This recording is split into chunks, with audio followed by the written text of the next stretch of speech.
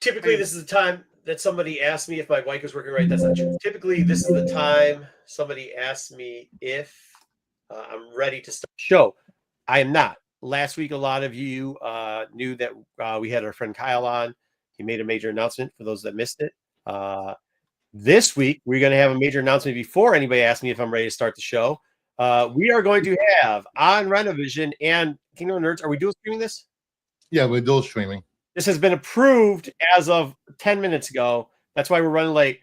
Comics charity claim sale, courtesy of Kingdom of Nerds. This is really something Bruce has done. A lot of people are probably going to try to take credit for it. They're going to try to do whatever. But I will tell you, this is a Bruce event. This is a Kingdom of Nerds event. He has gotten this all done, except for the thumbnail. This is what Pete did. This is Kyle approved. Kyle Palooza. We are family. Nobody fights alone. We are going to do a comic charity claim sale for him here on both of those channels. Bruce got some stuff he's going to show you. We're not going to do one of these, by the way. We're going to do two. But me and Bruce were talking today. We might work out some special things here. All right, some special shenanigans. Okay, that will be prior to SNS this Saturday, 8/8 at what time? Oh, it's going to actually be on SNS at 9 p.m. Eastern. So it's going to be Kingdom of Nerds and SNS dual streaming at 9 p.m. Eastern. Okay. Awesome. Wow. So we're just trying to get all the channels banned at once. That's what we're trying to do? Yes. Okay, I need one strike this year. I would like to also personally thank for those people that watched it last week. I know it's hard for both me and Kyle and Bruce. So all three of us. Thank you for staying with us with that. And then thank you for everybody who has reached out sincerely. And also has already donated. Okay, I really appreciate it, dude. I really do. Thank you very much. It's cool.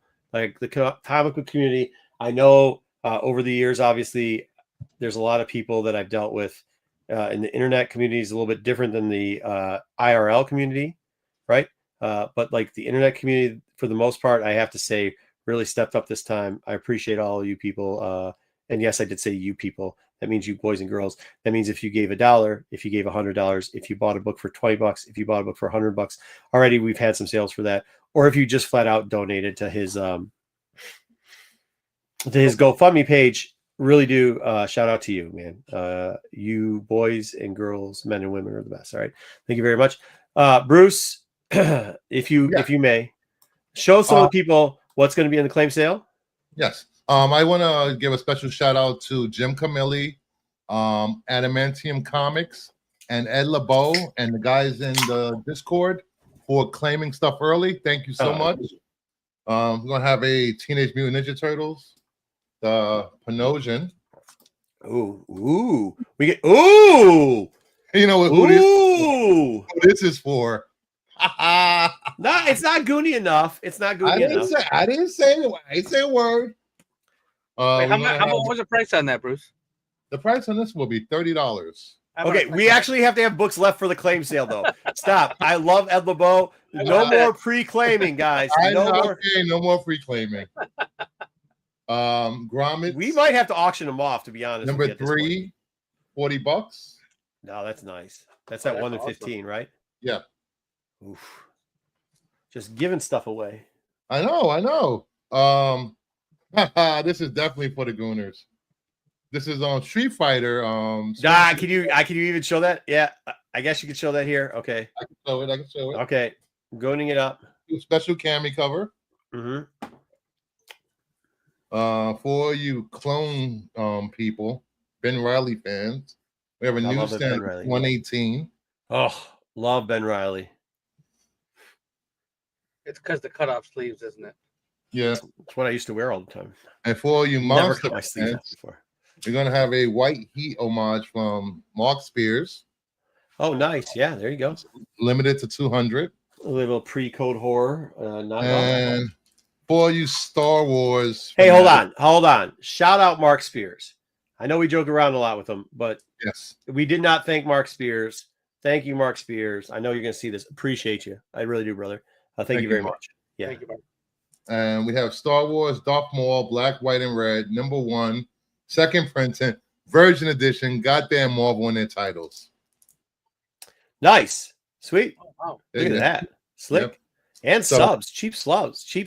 We might have some more added on to that. Like I said, we don't want to make it 50 long, too long. It's going to be a quick thing. All proceeds are going to Kyle's GoFundMe. And are we paying for the shipping? Yes. All right. You let me know. I'll just take care of everybody's shipping. So we'll get the shipping out of there for free. I'll pay for all the shipping. I'll just send you a big money thing for that too. So free shipping for all the stuff. How the claim sale works pretty much is it first person in gets it? First one person that types, for instance, they have to type claim A42. Not today. Not today. It's Saturday. Next week. Saturday. Depending on the seller. I am A. Whoever else will be B and C. So it will keep it separate. This way, everybody knows whose book was claimed. So. Sweet. Awesome. This Saturday? Yep. This Saturday at 9 p.m. Eastern. And Kyle will be on the claim sale hanging out with us. And we're looking for maybe one more person, maybe a maximum of 4 to 5 books if you want to. I know people have been asking. I know we've had a lot of shout outs. People are like, hey, can I give 1, 2 books, 3 books? We're really looking for maybe one more person, 5 books max, kind of a minimum of, are we looking for a minimum of 3? Was 3 to 5 books? Is that what it is, Kingdom Nerds? Yeah, I have enough books to cover it, but if anybody wants to hop on with 3 to 5 books, they can. And we were only going to take one person. So sorry, we're kind of maxed out already. So we appreciate it though. We know people want to maybe not give money, but they want to do something else. So we will, if we say sorry, we can't do it, but we're willing maybe one more. We'll see. And I have a few people sending me books. So if they don't make the books don't make it in this Saturday, they will make it into the following week's claim. The Thank You Mark Spears Saturday. Yes. Okay. Yes. So we're having one more of this. So at that point, anybody else got anything to ask? Hey, Marco, you ready for the Totally Awesome Coolest Show Ever? I surely am.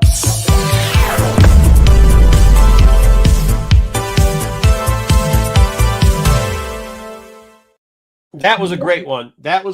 Kingdom Nerds. Thank you very much, and thank you for everything you're doing. I really do appreciate it. I know we are a family here at Renovision and Kingdom of Nerds.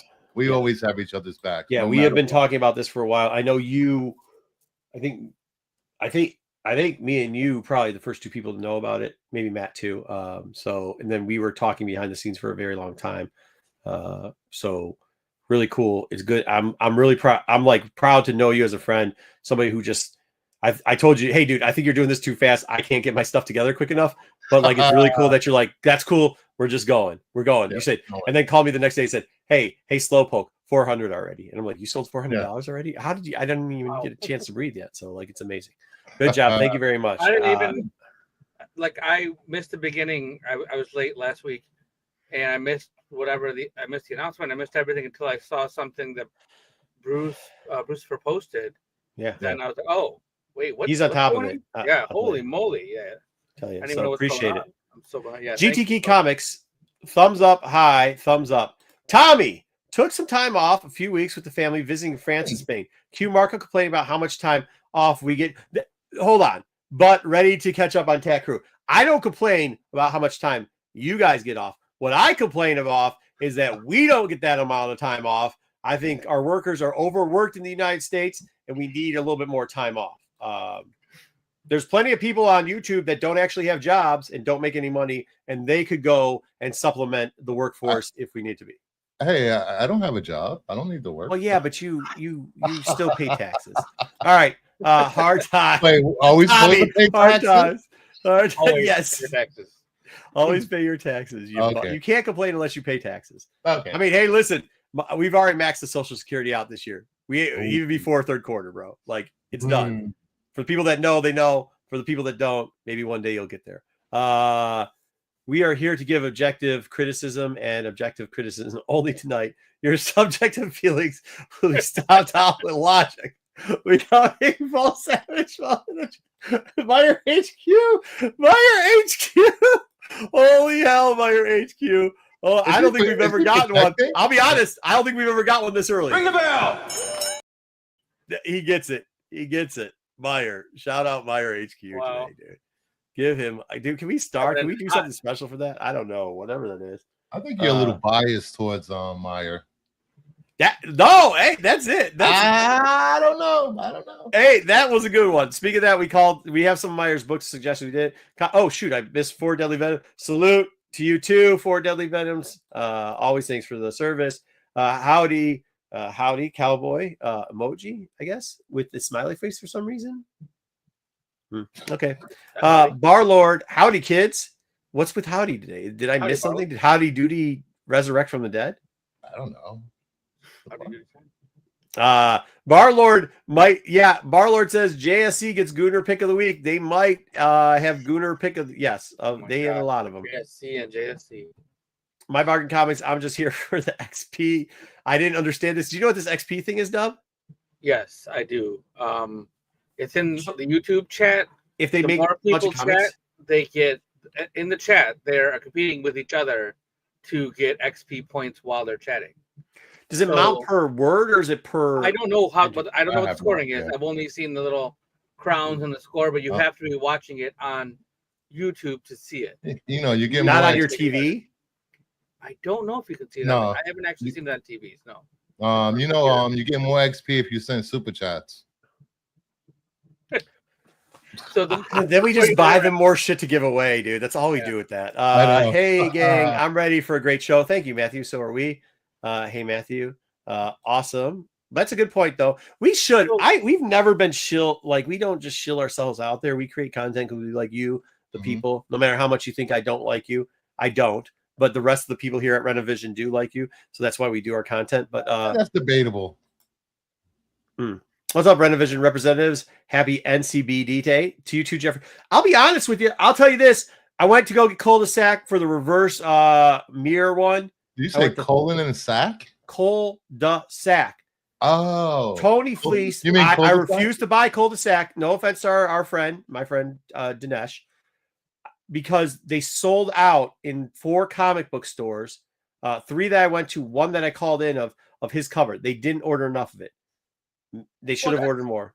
That's the comic shop's fault. Yeah, so I refused to buy anything from those 4 comic shops, and then I went to a smaller comic book shop that just orders certain things, but they didn't have cul-de-sac there because they had already sold out of it. So I didn't read it this week. So maybe next week we'll review it, because I did actually I got a copy. Shout out Matt from Arizona. So it's gonna take a week to send me. It's gonna take a week. It might be melted by the time it gets to you. I don't know. Well, at least I'll be able to read it. I don't know. I was like, hey, is it look cool? He's like, yeah, it's really cool. He's like, there's something I can't see what it is and whatever. But we'll review we're not gonna review that comic till next week because of it. LOL, Meyer. I don't know what he's laughing at. Hey, how's it going? Everybody's saying hi to each other. And hey, Bruce. Oh, hey. Oh, you just said hi to him, didn't you? Yes, he was one of the pre buyers. I will try. I would try to say his name, but I'll twist my tongue on it, so I'm not going to. Adamantium Blade Comics. Thank you. Jeff. Jim, what's going on? Oh, Jim is BJC. Okay, Jim. Hey, yes. Bruce. Jim. Hey, Jim. Is he from Zeal? Grozio? Yeah, he's from the area. Yeah, he's from our area. Oh yeah, he's from the island. Yeah. They are rich people comics. These are rich. Those are not rich people comics. Nerdy Geek. What's up, Bruce? What's up? Hey, all right. Oh, by the way, I hear you coming to Baltimore. It's good. If you want to hit us in the DM, let us know what flight you're on. I know a couple of us are flying out.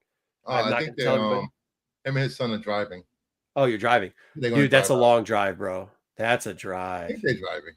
I've taken that drive a couple times. I actually came back with a collection out there a couple of years ago. Where's the drive? Just got back from the champion. Okay, cool. F Cancer, yes, very good. Family, good. Okay. Eric Hurd, I haven't talked to you in a while. Hey, Eric. I know college football's coming up, so we're probably gonna be talking. What's up, my dudes? Eric, you got any projects you've been working on lately? Share them, please, if you have. What's good people? Dave, good to see you. Good to see you. I suck at XP. Okay. Is that how you get XP? Anywhere? Yeah. Anything in the chat. So as of right now, I can see Barlord is ranked number 3. Jeffrey Fonzo is number 2. And Jeffrey Fonzo is also number 1. So I don't know who number 1 is. I don't know. We like everyone except for me. Thank you for that. Okay. Corbin was supposed to be DCKO, by the way. And he called off 2 hours ago. So said he was sick from the old ladies.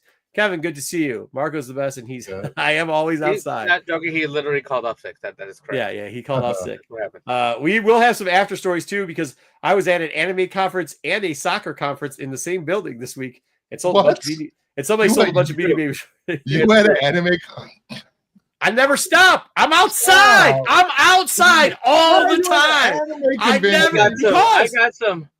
I got some stories. Why not? Anime convention. Why not? Anime convention. I just have one. I'm question. outside. Yeah. Huh? Were you a fox or a wolf in your furry costume? I didn't say. No, hold on. Slow down. No. Oh no, anime convention.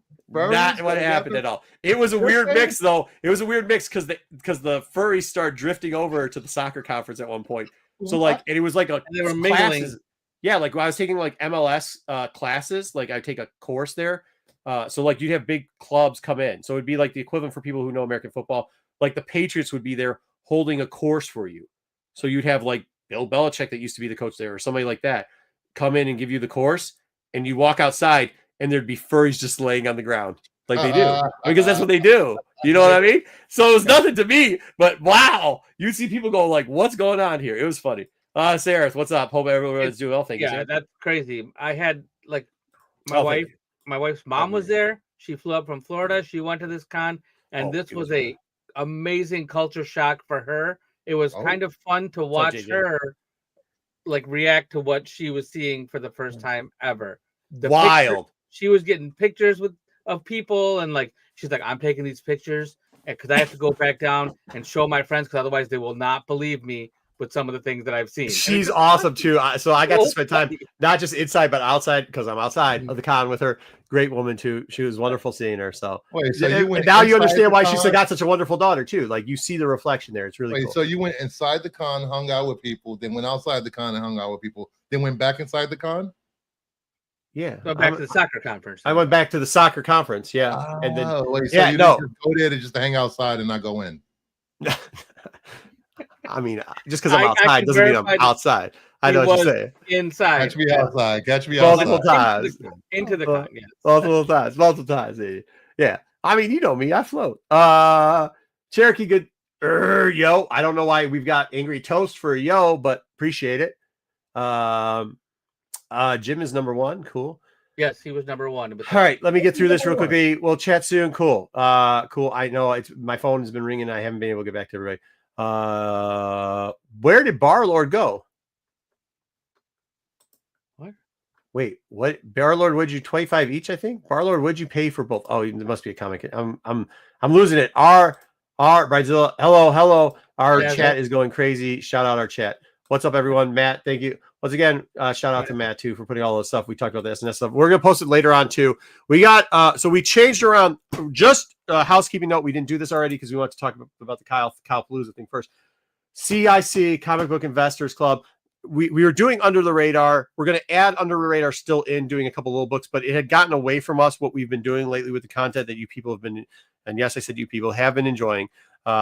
So Pete changed around the name, did a whole new face over make. So thank you, Pete, for that. I think it kind of talks more to what we're going to do here. We're going to do some stuff and we'll go through it. So it was $25 a booth for anime cons. Wow. That's cheap. That was cheap. All right, but let's get into the top 5 and 5 and make fun of people. Oh, wait. Is that right now? Well, what else are we going to do? We've been 20 minutes. You know, we're going to get yelled at by that one dude that's always like, you guys suck. Why do you talk to people? Just get into the content I want. Yeah, why do you acknowledge the Chad? Who cares about the Chad? Nobody cares about Chad.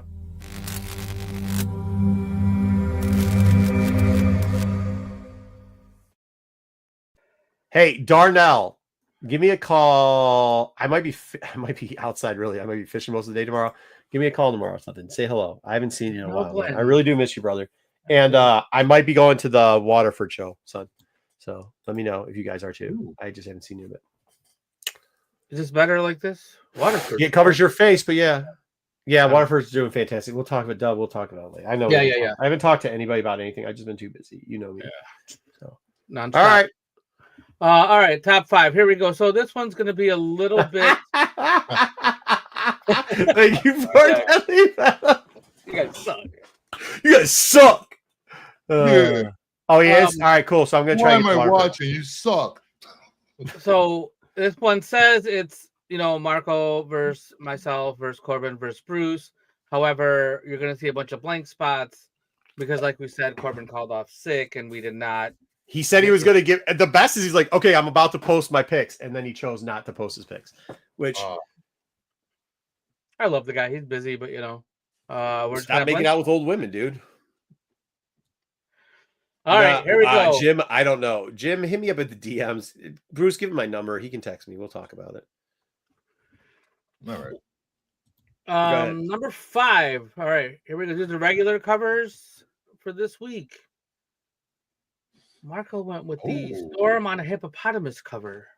The hippopotamus is the king of the jungle. It is the greatest animal ever created by God. I believe you are. By God. Lion is the king of the jungle. No, sir. You know what can kill a lion? A hippopotamus. A hippopotamus. There is not an animal that can kill a hippopotamus. And it is one of the funniest things ever to watch take a shit because it and its tails look crazy. It is fast on land. It will crush you. It will eat boats. It will destroy anything. Dude, it's such a good thing that what's his name down in Colombia? You know who I'm talking about? The guy that killed the drug lord. Colombia drug lord. Juan Valdez? No, the other one. Ricky Ricardo? Oh man. Anyways, so he got a couple of them. The hippos have now taken over the entire area. The people won't kill them, and they've destroyed everything. Shout out hippopotamuses, greatest ever. I wish I could have one as a pet. If I did, I would just be outside all the time on a hippopotamus, destroying everything. Hippopotamuses rule. Storm also rules. Shout out number 5, Storm in a hippopotamus cover. Whoever came up with that is a genius. Yeah, Noriega. Yeah, that's who it was. Noriega and the hippos. Look it up. Sarah knows. Right? Absolutely. Oh, it was Escobar. My bad. Who was it? Pablo Escobar. Yeah, it was Pablo Escobar. Yeah. Colombian. Yeah. What was he? Was that the Dos Equis guy? Guy would have hippos. I don't always pick comics, but when I do. He failed. He didn't turn it in. He made out with the old lady, got sick. Yeah, so all of those things may be true about hippopotamuses, but hippopotamuses. Hippopotami. Yeah. But I mean the cover's okay. Dude, that hippopotamus is dope. Yeah, but it's a Storm cover. Yeah, I'm not here for the hippo. The hippo's cool. I'm not number 1. He's number 1. He's number 1. He's keeping track now. He's number 1. Jim is number 1. It's XP. XP. You gotta give him the little things in life. So I don't usually pick Thundercats anything, but this was a Pharrell cover, and I kind of liked it, so I went with this one. The hippopotamus is better than that. And then we have The Legacy of Vader. Who did that cover? I really enjoy it. It's a Darbo cover, and it's really cool. Hippopotamus cover wins. Thank you, Jim. Yep, hippo wins. You're cut off, Jim. You're cut off. Storm controls weather and hippopotamuses. Thank you very much. Thank you. All right, there we go. All right, here we go next. Number 4 covers this week. Let's see. Marco picked the World Tree with a negative space. Interesting. Really? Yeah. I don't know why I like this. I thought it was weird. And it's going to cross over too. I thought it was cool. It wasn't its typical goonerism, but it gave the gooners enough that they're going to buy the cover, right? What? So what gooner is going to buy that? Tasty goonerism. Dude, the hippopotamus is better than this cover. Look at where the white space is. Yeah, that cover should. I choose the hippopotamus over that World Tree. Everybody loves the hippopotamus. It's probably underrated. I'm not going to knock Cruel Universe, though. I like that cover. Yeah, I love that cover. Yeah, that cover is really That's good. a good cover, bro. Yeah, I thought it was like, it took me a minute, and then there was a foil because there's 2 different versions. I saw the foil one Pete's first, and I like this one. The Corbin's picks are awesome. It's like a bad idea. See, I was going to put a space in there, like a placeholder, but then I figured everybody was going to vote for his covers, so I didn't do it. All right, number 3. World Tree Get out of is here bad. with Get out of here Because with that World Tree is Michigan bad. stuff. That's what that means. Bad. They gave they gave Dub the win on this one. All right. All right, number 3. Here we go. Except for this one. So there we Marco went with What Cruel the hell? Universe. Bruce went with the Cruel Universe foil cover. Yes, I like the gold. I don't. Okay, here's why. I've seen the foil covers for that. I don't like their foiling on their covers. It doesn't look good. I actually saw that cover today too. It does actually almost look like the picture where it dulls it out, and it looks like it's damaged already. So I'm against the foil cover, but I do like the cover. There we go. I'm not criticizing your cover either, by the way, Dub. Yeah, that's Suspiria. Wow. When I first picked all my covers, I felt like they were all Gooner covers, and then they kind of. Yeah. You can't see. I will tell you this. We had a rough week. Gorgeous. We've had a couple rough weeks coming up those last couple of weeks. This week, bountiful across the board. Oh, I think I'm taking this pick as well. So you might be, but who cares? We took Cruel anyways. So you were underrated on Cruel, I don't think you were overrated. Maybe not. So I don't think their foil's that great. Be honest with you. I don't know. Maybe ours were damaged. Maybe ours was damaged. I don't know. Oh, there you go. Oh, look at that. Marco and Bruce copying off each other. That's crazy. Oh my God. I think you underrated this cover. I think this cover was better than a number 3 pick, man. It's top 2. This was this one was a coin flip for 1 and 2 for me. And I'm not going to say anything about your pick, Dub, because it was a coin flip, 1 or 2 for me. That's all I'm saying. I think that Poison Ivy, like, she looks like elegant there. Like, I don't know, like, I agree. Poison Ivy. I kept looking, and that's maybe why I put it up there. I looked at it. Spoiler alert for my next pick. But yeah, man. I mean, it was a tough one. Tie. I think there's a lot of tie here. Yeah. I like the all brick cover. he's gonna win. And the number. Oh, what the? What is this? Just kidding. Wait, what happened here? What is this? What is this goonery? This is rigged. Wait a minute. Well, I hate you guys. You guys are following my lead and trying to get the goon vote for the last vote. No, this cover is just all that. Like, it was good. This was not. Yeah, there's no. This was a good cover. I can't blame anybody for this. I mean, the minute I saw this cover, easily show's rigged. I can't believe you guys picked that. Hey, look, it was a great week for covers, no matter what you liked. If you like Casey Goonery, I'll be honest with you. EC didn't have a bad cover in that Cruel line. There wasn't a bad cover. I mean, like when they did the black and white, better than others. The variants at the end. I'm not talking about the variants, but for their regular covers, there wasn't a bad cover in the lot. Not a bad cover. They did some good homages. Oh my God, it was so good week. It was such a good week. That was so good. Jeffrey, thank you. Yeah, Matt finally agrees with the cover pick. Holy shit, must be Christmas, dude. Corbin for the win. All right, let's move on to that. Was clear. There was really no other. I mean, God, what a week! What a week, though. This is why I didn't even want to ask Barlord how much he spent this week, because it was an expensive week. I'll tell you that. A lot of books, and but that's why when they didn't have the Tony Fleece cover, I'm like, I'm not going to spend. Like, it's a big week this week. I'm not going to spend it with you. I'm going to spend it with the people that support my people. So what do we got here? All right, here we go into the variants. Oh my gosh! Look at it's not Comic Chef. Wow. Look at the difference in covers here. Yeah. Marco went with the JSC. Dude, really? I hold on, man. This is the thing that I'm telling you. While I was going to all these things, I like the JSC. I really like the JSC. This isn't just my vote. It was on the edge of 5 and not for me. And I just saw it all day today because everybody was calling to get it. And when I saw it in person, the best Doom cover. When I saw it in person, I thought it was even better. It was even better in person. Yes, it was. Yeah. I haven't seen it in person. I mean, even with the JSC on it, like because this is a version of that they had like a B cover or something, a C cover with this. I was like, I would never get. I asked them for this. They didn't have it at the first store. They said sold already.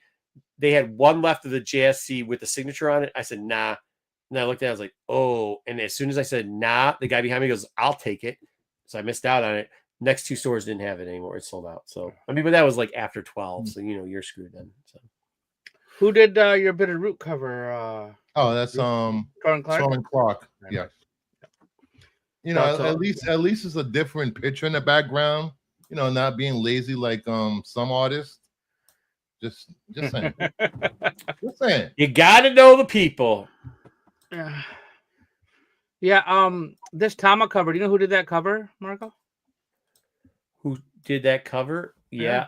Am I supposed to know who did that cover? Oh yeah, you should know who did that cover. Is that why when I said your covers, I was like, oh, your book sold out, and then it didn't sell? Who did it?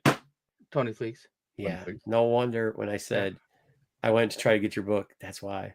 Yeah. It's a good cover. He had two covers out this week. That's why. That's why I feel like an asshole whenever I talk to him, because he's like, "Yeah, which one?" And I'm like, "Didn't even know you had one out, bro. You got 2? Sorry, you had 2." I don't say that.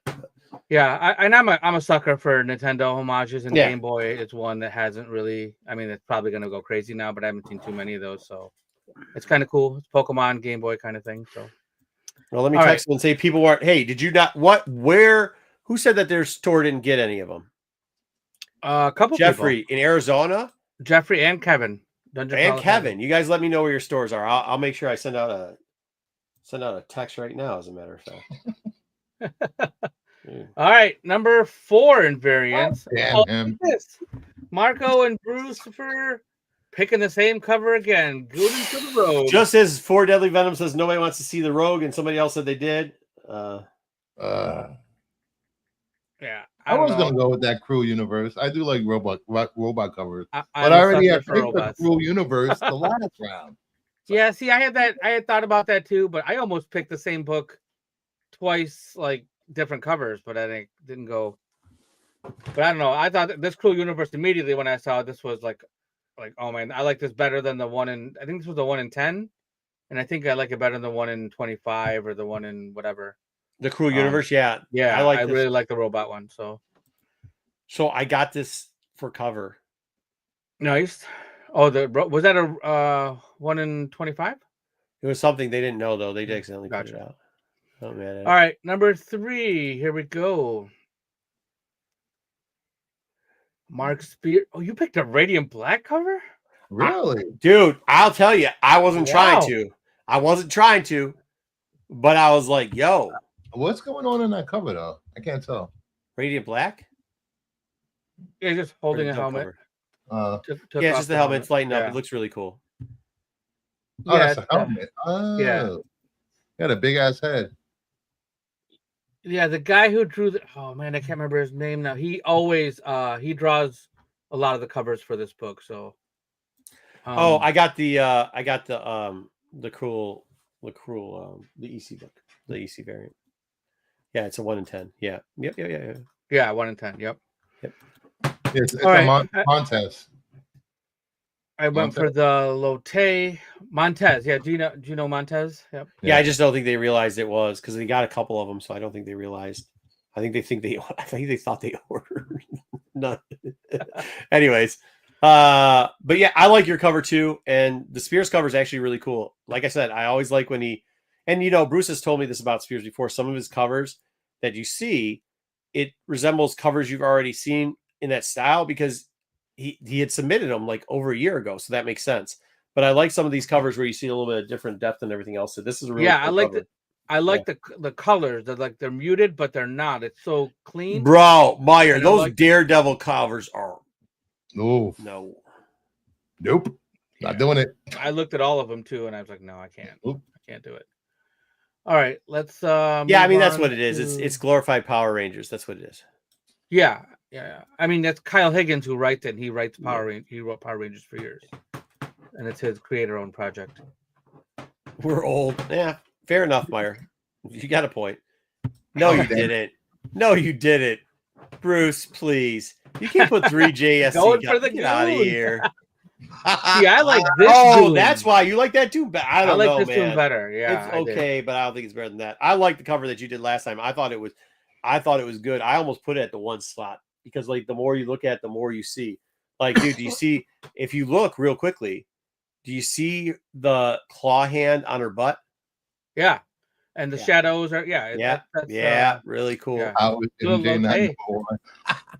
It's sexy and scary at the same time. She kind of got a weird face in this one. I don't know, Warlord. Not what I would have done. You're just Kingdom of Nerd at this point is just trying to gooner up this segment, so I don't know if we're gonna be able to have him on anymore. Just no talent at all. I'm just identifying with the audience and what they want to see. No, you're supposed to identify what you would have picked. This is garbage. I actually ordered this book, so there. Man. Oh wow, there you go. Matthew did the whole thing. Yeah, Matthew's loving it. Yeah. I actually do like the background stuff. I don't think it's a bad idea. All right, the number one cover. Here we go. The hidden penis. Hidden penis. Oh my God, Bruce went full gooner on this one. Yeah, Bruce. Yeah. That's boo. It's Shazotis. No, you can't sell this stuff. Boo this man. Who doesn't like to play a little chess? I mean, chess. You. Chadzudis? Yeah, you're just trying to goon it out for people to try to win. Pete does not win. Get out of here with that. I see you no, the Captain Ivy, America cover. Put away. Let's go. I did.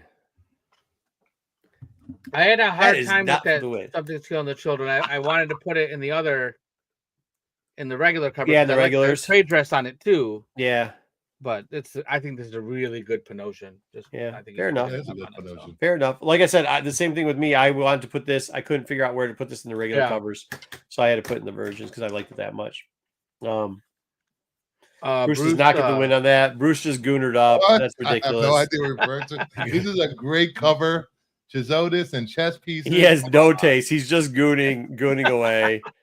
We're not yucky boobs either. No. Also, we're not doing the Gooner show anymore. We might have to limit Gooner covers because he's just trying to rig the system at this point. Listen, this cover was out there for everyone to pick. No, you're just Bruce. What you're doing here, we understand what you did. We understand what you did here. We understand, but now we're going to have to incorporate more rules. I mean, it was an easy week, Matthew. We could sit here and try to. Well, what is Sticks talking about? Nobody's glazing me yet. We could say that it was a hard week. It was not. It was a very weak. Greatest will drop. We might have a one gooner rule. Yeah. We'll still have goon, but you have one gooner rule. One truly gooner cover. No, not like creepy gooner, and you have to have body parts covered. Pete would get disqualified for the time he showed a penis. You can't be doing that either. What? Oh, you are. Did you watch the show? The time he showed a cover, and we were looking at it, and then all of a sudden he's like, "Oh shoot!" And it was whoever he showed the cover was shown, and he identified the penis relatively. Yes, he identified the penis on the cover. Like really quickly. No, I'm not. It was a Lotte cover from a couple of weeks ago. Yeah. Lotte always puts like penises on covers. She does a lot of fun stuff. I don't know. I think it's kind of funny when we mirror. I mean, it is what it is. Why would he? Yeah, it was a Lotte cover. All right. What do we have? You ready for the next one? We got take. Do you want to do take it or leave it, or do you want to get to CIC? Oh, you can do take it. Whatever. Yeah, I'm good either way. What do you want to do, Bruce? Take it or leave it, or CIC? Oh, hey, real quickly, Bruce, pull it up again. Put it into a big thing so we can't read the chat. Hold on 1 second. What'd you say, CIC? No. Oh, there it is. Head to stage. Here we go. Kyle Palooza. Don't forget this Saturday, 9:00 Eastern Standard Time. Yes. We're going to have Kyle Palooza. It's going to be a claim sale for books. We're family. Nobody fights alone. Comic charities claim sale during the beginning parts of Saturday night special. So make sure you check that out. And it's also going to be co-streamed on Kingdom of Nerds. So you can check it out at either one of our two family of shows here for Renovision. So there you go. Don't forget that. Okay. What'd you say? CIC? Yep. CIC. Yeah. Wait for it. So he's agreeing with Bruce. Okay. Wait for take. Okay, cool. CIC. Look, thank you. Shout out to, wait a minute. I got to see where he did it. I'm about to say he did all this stuff and I don't know if I see the thing for it. Yes, Zaggy, this is a family show. We have FOC too, though. Yep. Should we do FOC? We can. I'm not ready for it, but I can be. We can do FOC later. We'll do FOC later. I don't know what he did. He didn't put it in here. This is why we can't do it. We're gonna have to run. We'll just do it under UD.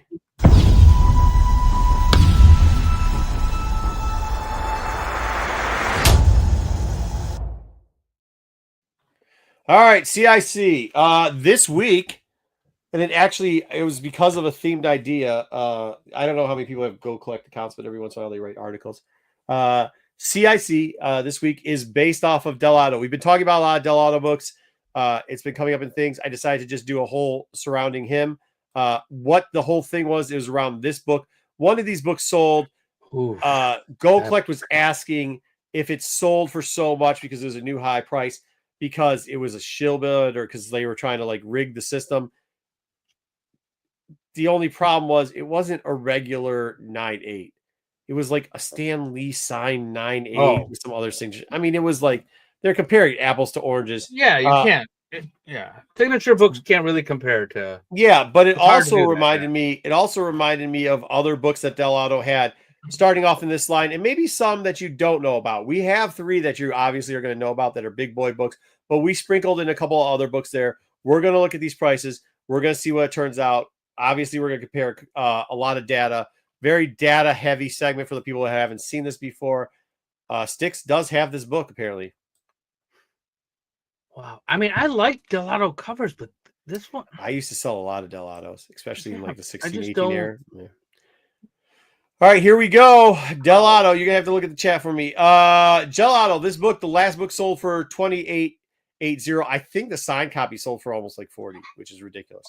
There's only one sale. This does not sell a lot. You do see a little bit of a downtick. That's where I'm saying, like, yeah, you're seeing over 350 or over 35,000 for the book this year that's SIG, but like, I don't think that's a push-up bet because obviously it's down. Why? I don't get it. 2002 had a big spike in it. 2001 was kind of flushy as it is now. And then, 2000 kind of got a big spike. Not a ton of these sale. You can't find them that much raw. But I did want to look, instead of 9.8s, I want to look at the 9.6 price, because just because it's not perfect doesn't mean you can't get out of this. 2023, this was $12K of a book. The next 2 sales, 2025, we're looking at 13.2, 14.4. So even if you bought it in 2023, where people are still saying, oh, the price is tanking on everything, it's never going to go back up, you could get a good $2,000 out of this book. I know that's not everybody's pocketbooks, but sometimes we do get a complaint about maybe about like not covering the bigger books. So we're starting off with a bigger book. But I wanted to bring to people's attentions, because some people do not know this, that Del Auto does a lot of Spider-Man. And even in this series, if you go later on to 680, in the 680, there's a bunch of books, and we're going to cover some of those. He did some 1 in 50s there and 1 in 25s, I believe. Amazing Spider-Man 682. This is still from 2012. 1 in 50. End of the Earth Among Us. I'm not sure what people think of the Dan Slott run, but I know people like it. So to each their own. I'm not a huge ASM person, but go for it. This one, 2025, we've had 2 books sell here between 250, 249, and a 9.8. That is still rising, as a matter of fact. It hasn't hit a high. There was a one-off sale in 2020 for $300, but it does seem like the collectors are feeling that this is a book that they want to be buying if you can find it in a 9.8. Once again, 9.8, 249, 250. That's in 2025. The 2024 sales previous to that were 196. So we're looking at about a $50 increase year over year from the heights of the year before. Not a bad book to look out. You can't find too many rares in that case. If you can dig through it, people don't actually dig through that section that much anymore. I don't understand why. Yeah, he does. I agree that the trade dress is way too big on these books. I know, but these were books that people like. They were the lower ends, and they're starting to pick up, and people are starting to collect it, maybe even as a set.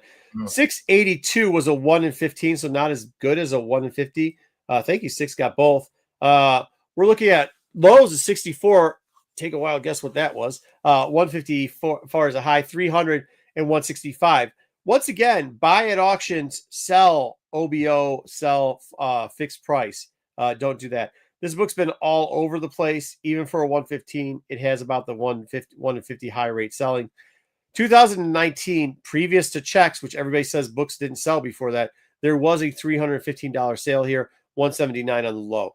There are plenty of Del Auto collectors. Just go out there and look. This is 115. When you're looking through the variant boxes, make sure you know, because in 2012, this was selling for a little bit of a hike, but it wasn't selling for a huge hike. A 9.8 in 2012, the year this came out, was only going for $75. 2013, 80 to 100. 2014, only $100. 17, $100. Dude, Del Auto was extremely popular in those years of 16 through 18. He was doing Venom covers at that point that were selling Wednesday Warrior style, double to triple ratio that it was coming out. So we cannot say that these books weren't there. These books have been overlooked. And do remember, a lot of times when dealers overlook books, they put them in bins, forget about them, and then bring them out years later. These are starting to hit the market again, and they're starting to get a premium price of it for those people that go to cons. 9.8's 169, 154. We haven't seen a 9.8 sell yet. It means it's out of mind, out of market right now. Make sure we go after that. Okay, end of the earth. Go ahead. BK has a question. He wants to know how Sticks got those books. Because Sticks probably dug through. Well, I think Sticks like goes to Comic Cons, right? Mm-hmm. I believe there's proof that he doesn't just go to Comic Cons. Yes, he doesn't just go to Comic Cons. Yeah. There is proof. He also goes to flea markets and stuff. Oh, yeah. So and comic shops, right? Yeah, he goes out. I've seen them in all three. There you go. 684 is the next one this run with the Sandman cover. I guess it's covering up some of the. Is this still a bad like trade dress because you don't like it covers up too much? It's better. It's better that it's behind. Yeah. 1 in 15. Let's look at some of these sales here. 225 in the year 2025. We've only had one sale for 129. Like I said, a lot of these still overlooked. You cannot tell me Amazing Spider-Man with slot on it was not selling 15 books in a regular LCS.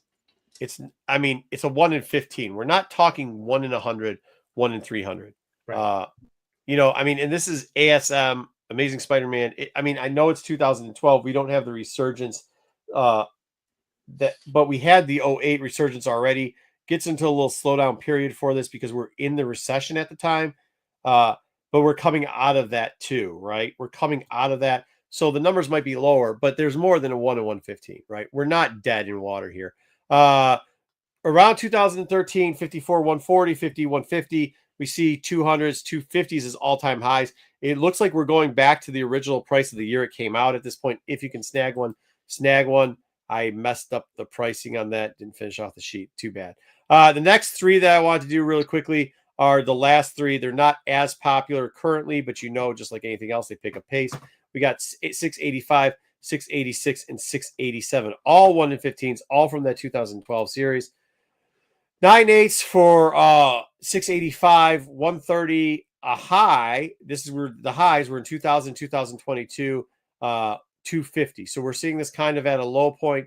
You can pick these up. Trying to find these books raw, once again, on the internet is tough. Maybe not so hard in person.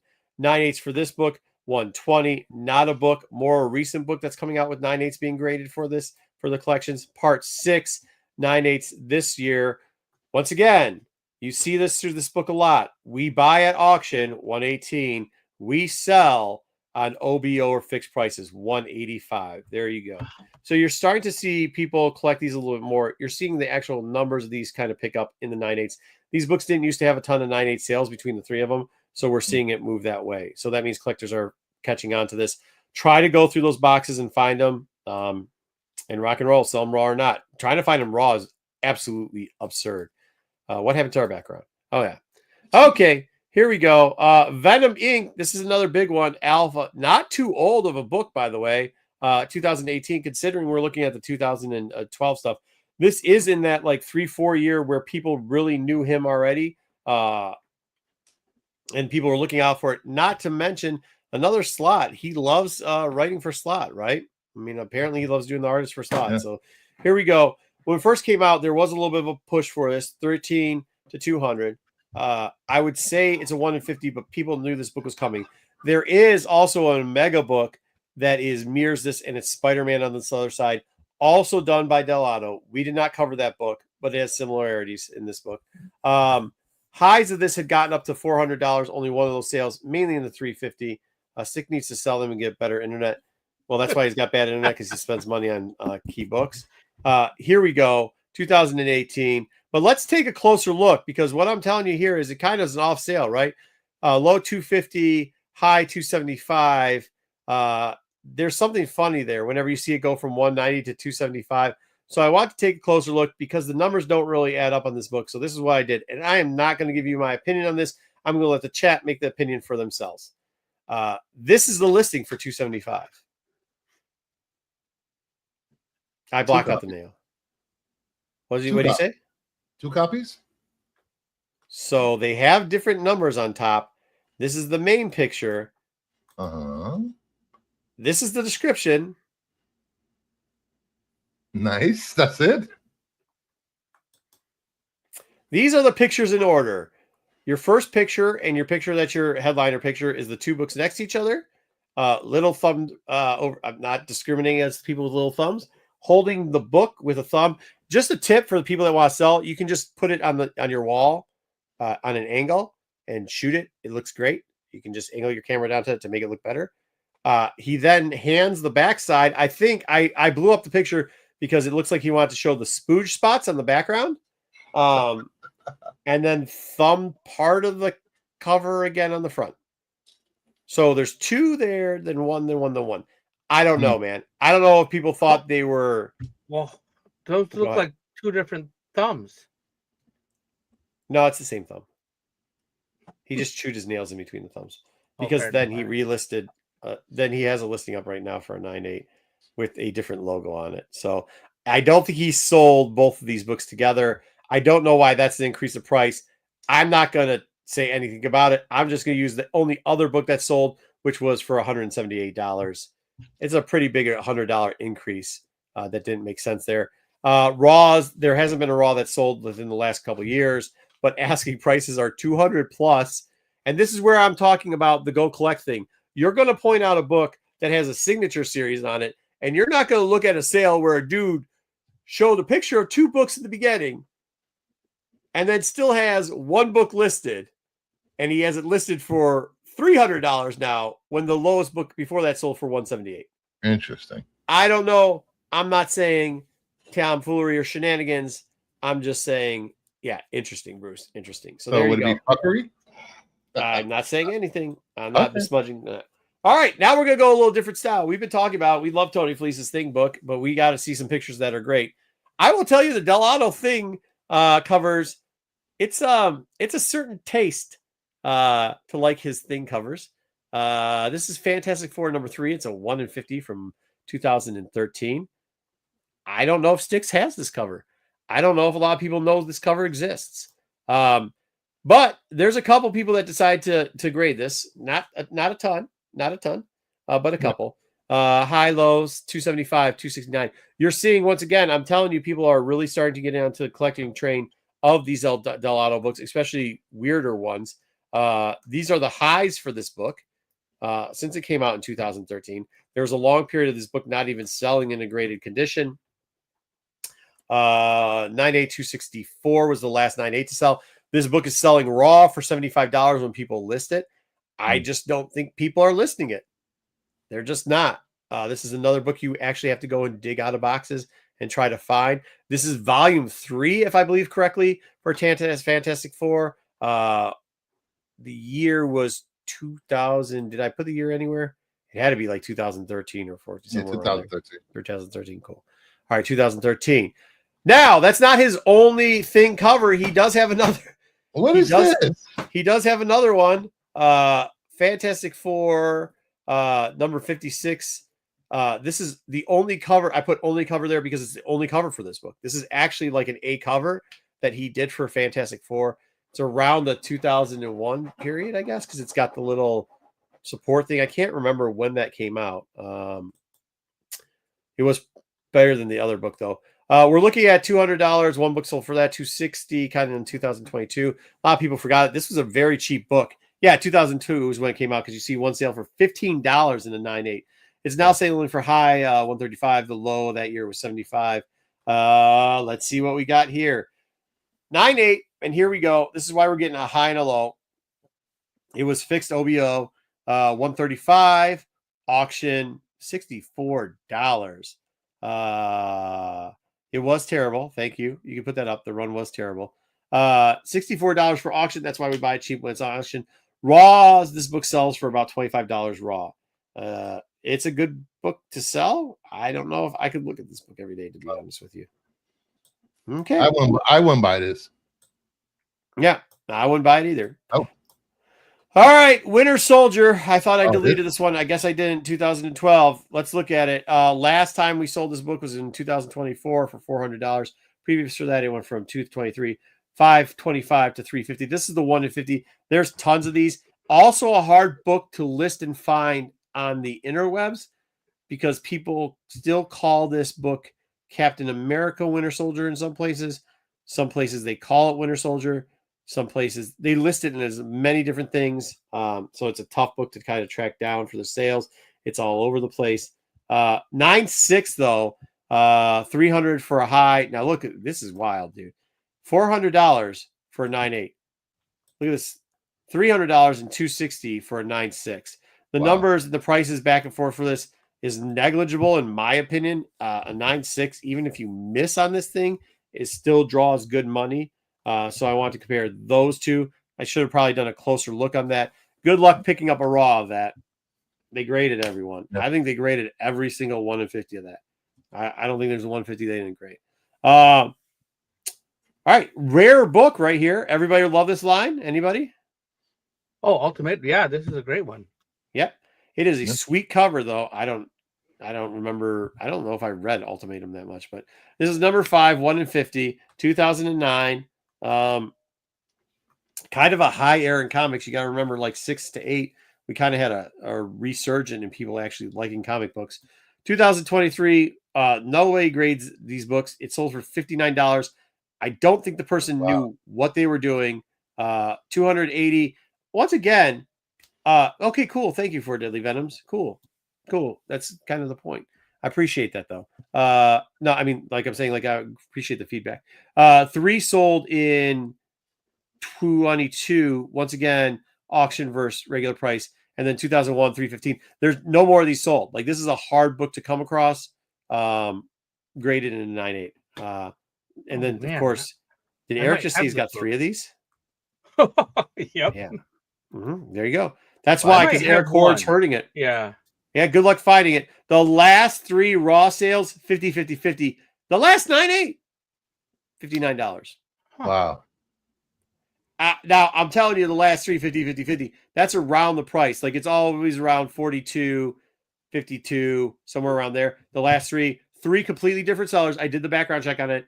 Different time periods, different months, still 50, 50, 50 in the last year. Okay, $50 for each one. Yeah. $59 for it. So check that book out. And by the way, I've been asked this question before. I am not going to release the list of these books ahead of time or tell you mainly what like the next cheapest prices are. Somebody said, can you put up what the internet prices are cheapest for us? No, I won't do that because what ends up happening, and we know this, is that people will watch our show and then try to buy it all up real quickly. And that's not kind of what it's about. We kind of really want you digging for these books and other stuff like that, or at least having to give everybody a chance to see it at the same time. So there you go. Finally, a book that I had to call. I had to make a phone call on this book. I had to call B. Smith. B. Smith, though. I called Sean. Sean's like, yeah, I think I remember it. I have one, but I can't remember. I had to call B. Smith to actually find out selling numbers on this because you cannot find a raw copy of this sold. I talked to the old B. Smith and got some clarification on this. Man is an expert, like a walking the man, the myth, the legend. He sells a lot. 9.8, the only one sold, 225, 225, 223, 9.6, 30, $73. That was a crazy year. I cannot believe those sold for that because it really is kind of falling off. And if you actually look at this, like after checks came out, people kind of forgot about this book. So the price kind of dropped because they're chasing other things. It is a very hard to find book. It's a 1 in 25. G.I. Joe, Cobra Civil War, #1. This is the muzzle flash. 0. There's another color version. And this is what he says. He says, well, the only thing I'll say about this book is I found more Ultimate Fallout, the variants, the Djarans, than I have found of this book while digging. Djurjevics, yeah. Yeah, and I said, Smith, so you're telling me you found a Spider-Man Marvel book variant more than you found a G.I. Joe miniseries IDW 1 in 25. And he's like, yeah, you got a good point. Anyways, so here's our numbers. 9/8 auction $78. Obviously, don't ever auction, but buy in auctions. $280 OBO. It was a $300 listing. Raw, this is where I got my data from. Sold one not recently, by the way. The last Raw he sold was over 2 years ago for $123. It's hard to find. This is a book that should be put. I mean, it's been on ghost lists, he says before, hard to find list, whatever. This is a hard to find book. When you call your people and you get response from 1 or 2 people saying, yeah, I don't have it though. And one guy says, I've pulled 3 of these before, but it is hard to find. This is a hard to find book. So wanted to give you guys that real quickly. There you go.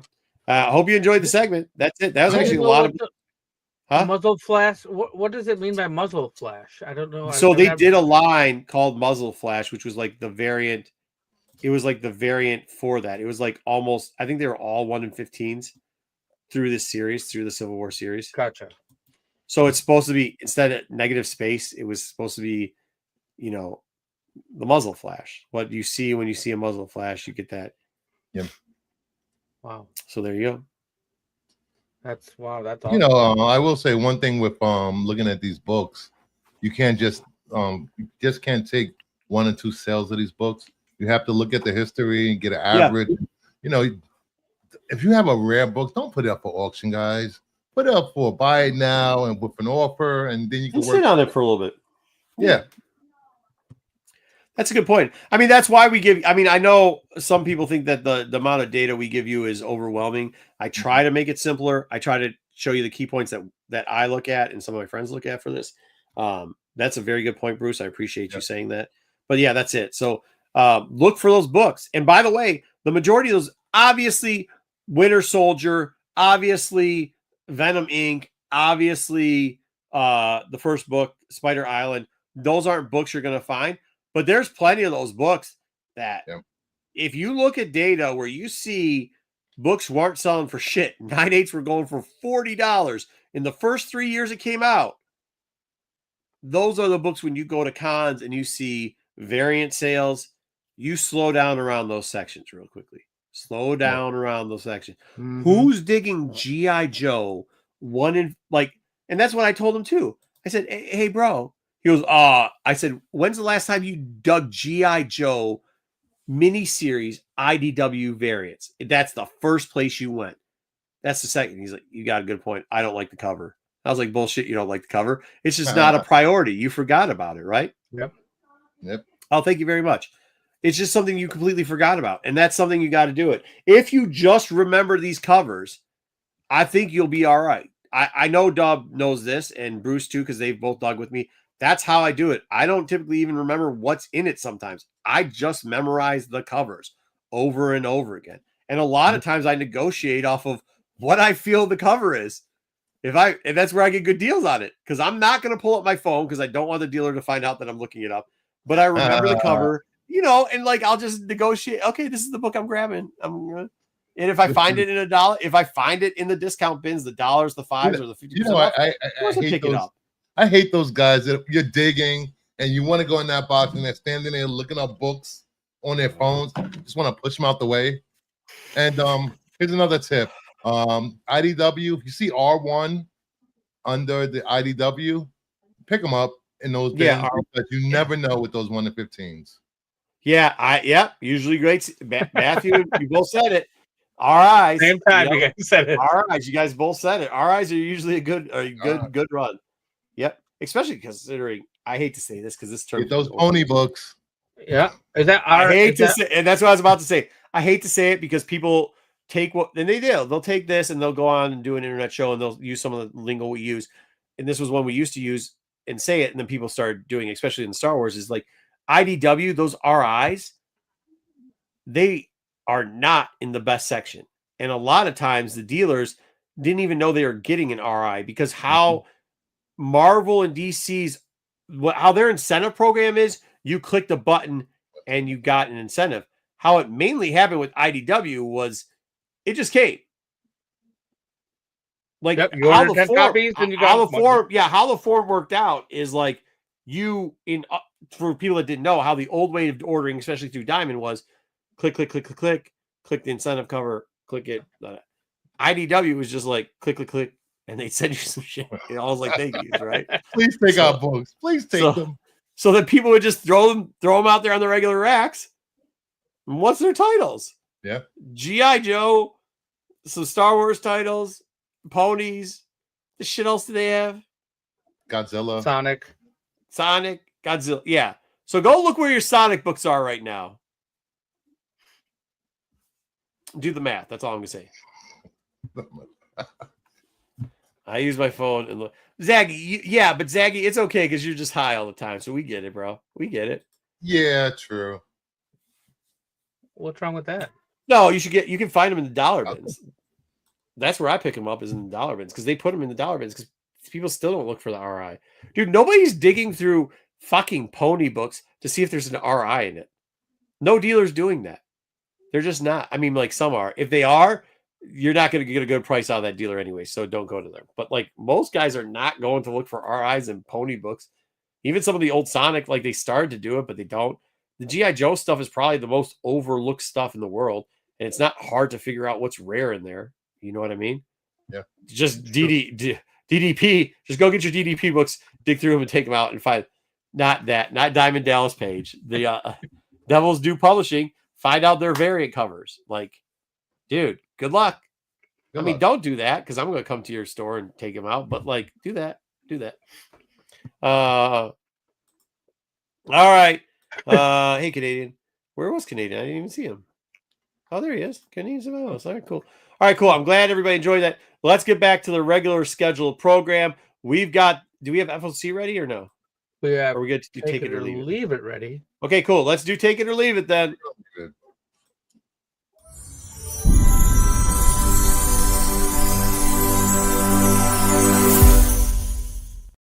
Oh, shoot. We still have news, too. All right. Let's get on it. All right, Take it or leave it. All right. First book, Cul-de-sac. This, of course, is the Tony Fleece cover. We changed it and you didn't reload. Because did you read it? I didn't get to it because I didn't know this was on the list. Did I have the wrong one? Yeah, I didn't order it from Arizona. I did it right before the show. I ordered it from Arizona. Oh, because I was talking to you about something else. Okay, well, I didn't read this either, so this wasn't even on the list. So we can move on to the next one. Yep. It does sound magical. All right. This is the cover that Meyer said was drop dead fire. Oh. I will tell you, I like Daniel Warren Johnson, but no. The art in this book is fucking terrible. It's horrible. I see why people like this book for all the violence. It's kind of actually, I was thinking while I was watching this, Frank Castle in this book. This reminds me of so many good Punisher storylines. I think they overdid it a little bit. It is a finale. The story overall was decent. I want to talk about it. And I guess it's a pretty good book if I want to talk about it. But there's some little issues in there where that I don't like, but there's some things I did. So overall, I'm going to give it a thumbs up. It ends the story. This was a Zdarsky story, wasn't it? Does this end? It ends it, right? Oh, is it Soul? Yeah. Okay. Overall, pretty decent. I got to give it a thumbs up. Not a bad little mini. You know how I love a mini. I cannot spoil it, Myers. That's part of the agreement. I love a mini. I'm going to give it a thumbs up. When this story first started, like part 1, I was a little on the fence. I didn't know. It was kind of like, I don't know. It just wasn't catching me, but we kept reading it. I did like the finale. The art's detailed, but it's rough. Like there's a lot of weird faces and things in it. You And know. I'll be honest with you, a lot of the characters, if you didn't do a color, like they looked exactly the same. Yeah, a lot of lanky, tall Like dudes running around. it's not a spoiler because we know he's in there. Bullseye and Matt Murdock looked exactly the same face. Yeah. And to be honest, if you actually so did Frank Castle at times. So yeah, you couldn't tell the difference just by, I don't know, the shape of them. But there was a lot of panel, like a lot of art. This is it. It was only going to be 3, right? This is it. Yeah, I believe this finale. This is it. Yeah. So I have to give this. I mean, I'm going to give it a crooked thumbs up because it's just it was decent. I didn't hate it. Look, man, I didn't like the art, and I think the writing overdid it. I usually criticize Soul, but yeah, good job. I give it a thumbs up. Go ahead, Bruce. I'm giving this a thumbs down. I didn't like the art. There was way too much going on. Marvel hater. You know, and it lost me when GoBot showed up. I was like, what the hell is this? Like, yeah, that part I had a little what bit. Is this? Come on. I think the only reason they did that was so that he could do the next thing. So Frank Castle could do the thing he did. But yeah, I get it. Like that. That's probably the one part I had, and maybe a little too long. But and I'm not like most of you guys. I'm not a fan of Punisher and Daredevil anyway. So I'm like a casual fan. I wouldn't say I'm overwhelmingly like a extreme fan. So I think that was pretty good. Meyer, I'm going to blank you. Stop saying spoilers in the chat. All right. It's a take it. This ends up being a take it. Yep. I do agree with Barlord. Yes, Barlord. Bro, okay. The book we put in, hold on, go back before we go through this. The book we put in instead of Cul-de-sac was the Storm book. And I got to say, that might be the best X-Men title right now. Is a Storm book. If you aren't caught up, if you like the last Storm mini series that they did, if you aren't caught up, I know it's a hippopotamus thing. There's this thing about all the gods and lightning. Beta Ray Bill shows up. You get a lot of other ones in there too. It's actually a really good story. I would suggest you read Storm, especially if you're a fan of Storm or you're a fan of X-Men or mutants himself. It's actually a pretty good story.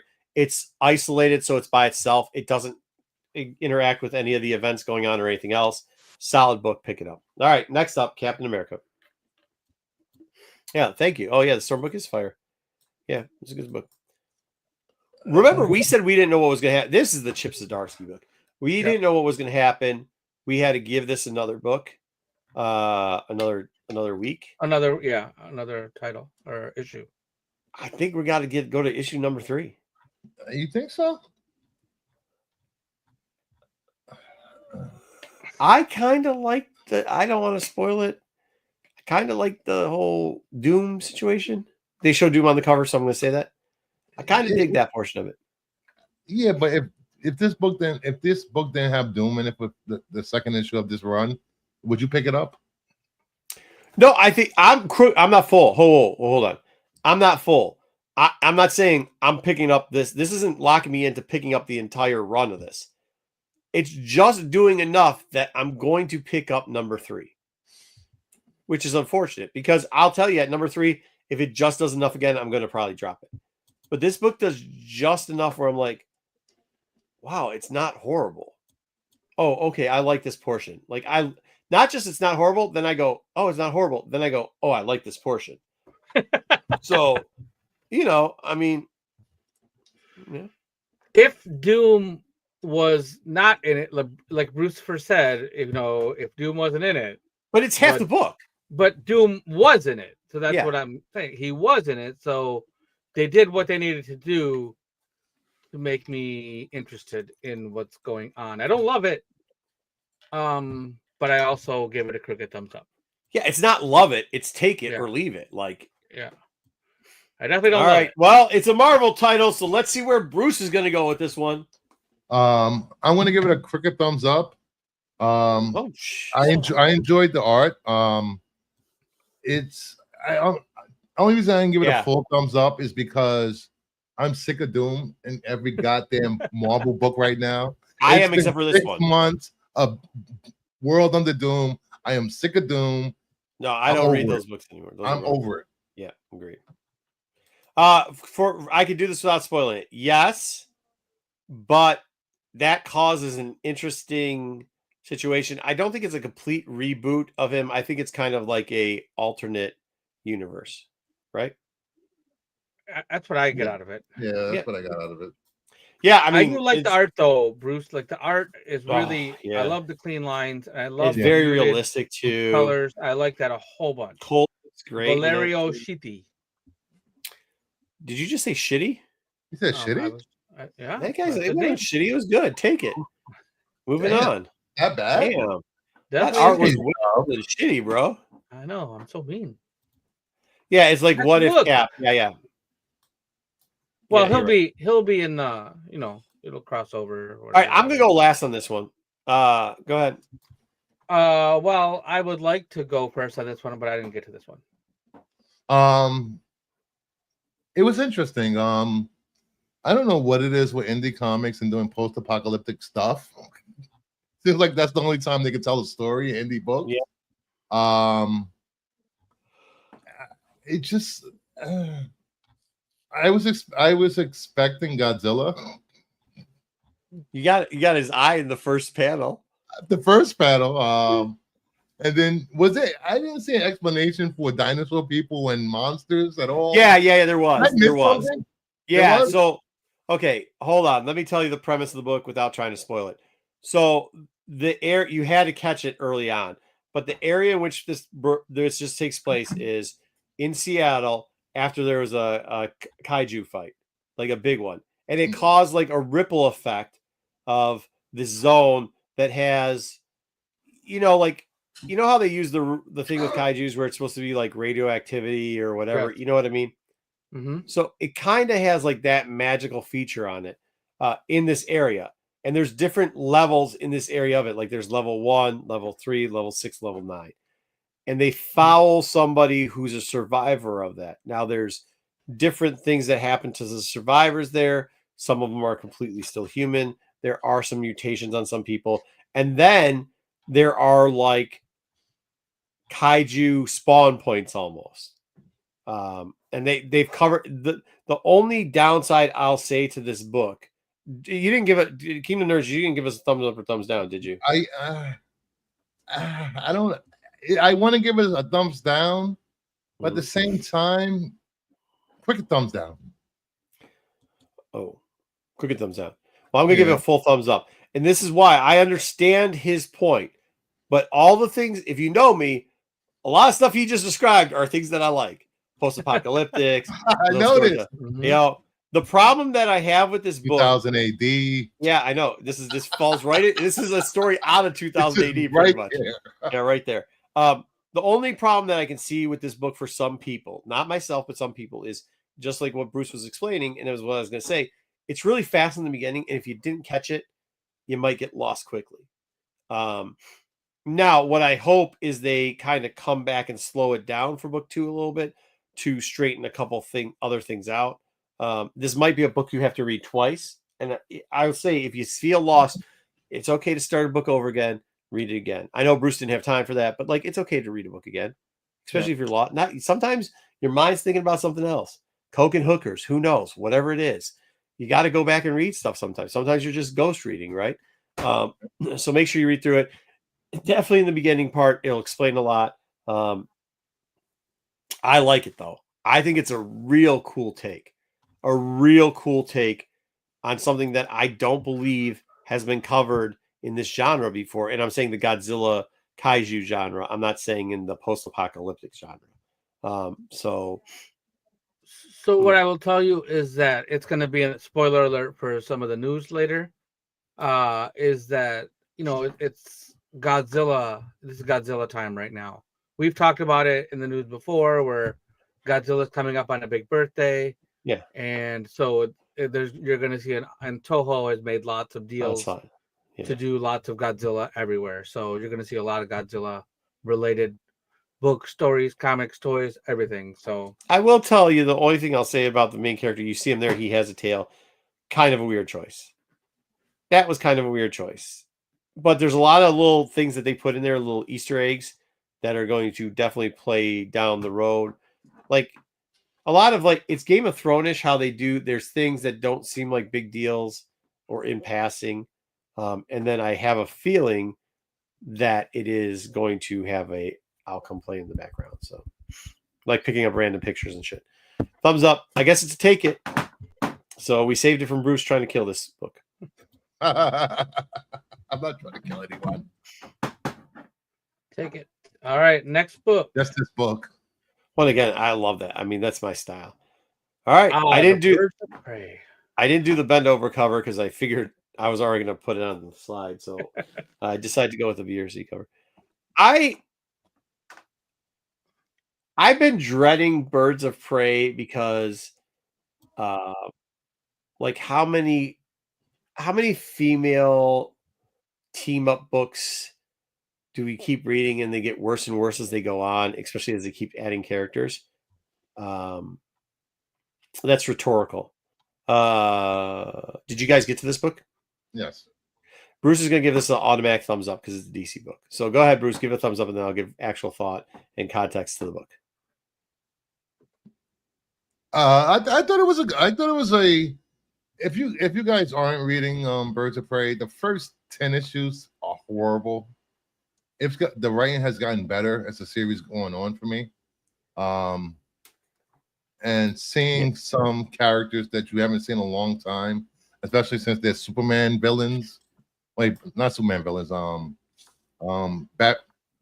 Batman? It's a combination of Bat villains. Yeah, it's kind of like Gotham villains, I guess maybe is what you can call them. You know, and so I'll give it a crooked thumbs up. It was a conclusion of a story arc, so kind of, but it also led into it didn't end. So I said all that I was gonna say there, and then I'm gonna add to this. Constantine was in this book, so of course you're gonna get a little bit of curve.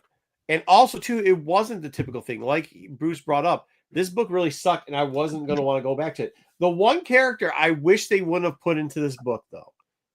Can you guess which one it was, Bruce? HQ. Character? Oh, yeah. I don't understand why you have to put Harley. Point of having her here. I don't even understand why she's in there. It's fucking worthless. Instead, I mean, you get Bartha in there, which was actually, Bartha was hilarious in this book. Especially the eating thing and everything else. It was really crazy. I enjoyed that. I also enjoyed the secondary story a lot because of the artwork, I think. Yeah. Very classic. So I'm giving this a crooked thumbs up too. I wish they would, because I wish they would have ended the story here. They did a do after saying, by the way, through this book, how this was pretty much the finale of this. They gave plenty of hinters that this was going to be a finale. And then literally the last 4 panels, they decided to. Yeah, I think it's going to continue in another female book. But I mean, they did it right here towards the end. This book sucked. Just completely blew pause when it first started off. What? But it continued to pick. The ending, if this is the ending, was pretty decent. So there we go. And plus, the secondary story in here was solid. So that's what I got. Hey, Bruce, has Kelly Thompson been writing this book the whole time? I believe so. Okay.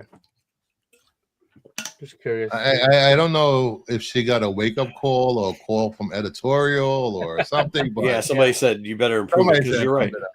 We I don't know if you remember, Dub, but months ago we read this book. This was one of our first Take It or Leave It. Somebody actually recommended it. I think we read number 2 or 3 or something like that. I remember reading some of the early ones, and it wasn't. It did not go well. Yeah, I think they changed the artist also because the art was a lot better. I think the comment was Batgirl's really good, is good DC, and Birds of Prey is bad DC. I think that was the comment that was being made. Wow. She was on the whole. Thank you, Kevin. All right, do you have anything, Dub? No, I didn't get to this one. Take it is then. There we go. Take it is. And that should be it. Once again, check out the Storm. Storm was pretty good this week. It was pretty good this month. last month, same month. Good. See you next week. It was a short one this week because I actually added stuff, and we thought we were going to get DCKO, which shout out Corbin getting sick right before we start. But if we can we maybe get the FOC stuff ready? We're doing this a little wonky order. But if we can get the FOC stuff, and then we'll move into news after that. Shout out our show. While we got a second, let's talk about it. This Saturday. Check out SNS. Check out Kingdom of Nerds. 9 o'clock Eastern Standard Time. Comic charity claim sale for Callapalooza. We are family. Which is a fundraiser. We're going to have a couple of these too. So if you miss it, you miss it. But I wouldn't miss it. We've already while the show was going on, somebody claimed something. No more claims. Claims are closed. You can't let somebody claim something Saturday. No, you can't. Did you sell something here while we showed books? Yes. You can't do that. The person's going to be out of town and they're not going to be around. No. I don't care if your mom's dying. No, who was it? Oh my God. Who was it? Teen Nerds. I'd rather keep that to myself. Nope. Then we got to sell it. No sale. All right. Shout out to Trev, the shipping guru. Check out Trev's channel. He's a no more pre-buy. We're not gonna have any books left to sell. But I will show you the rest, some more books while we get ready for FOC. You throw me up. Oh yeah, sure. You're gonna throw more books up? Yeah, I'm gonna show some more books. No claims, guys. Not dub. You cannot claim these books. These are not claimable till the show. Books. Okay, let's see what we got. All right, we got Thundercats #1. Oh, Thundercats. We have Batman Night Terrors #1. Joker foil. Nice. The green one. We have ASM 26. This was a con variant. Art Adam, limited to 700 sketch. Ooh. Oh yes, Art Adams. For you guys that missed the first appearance of Absolute Batman, Superman, and Wonder Woman, DC All In. Oh.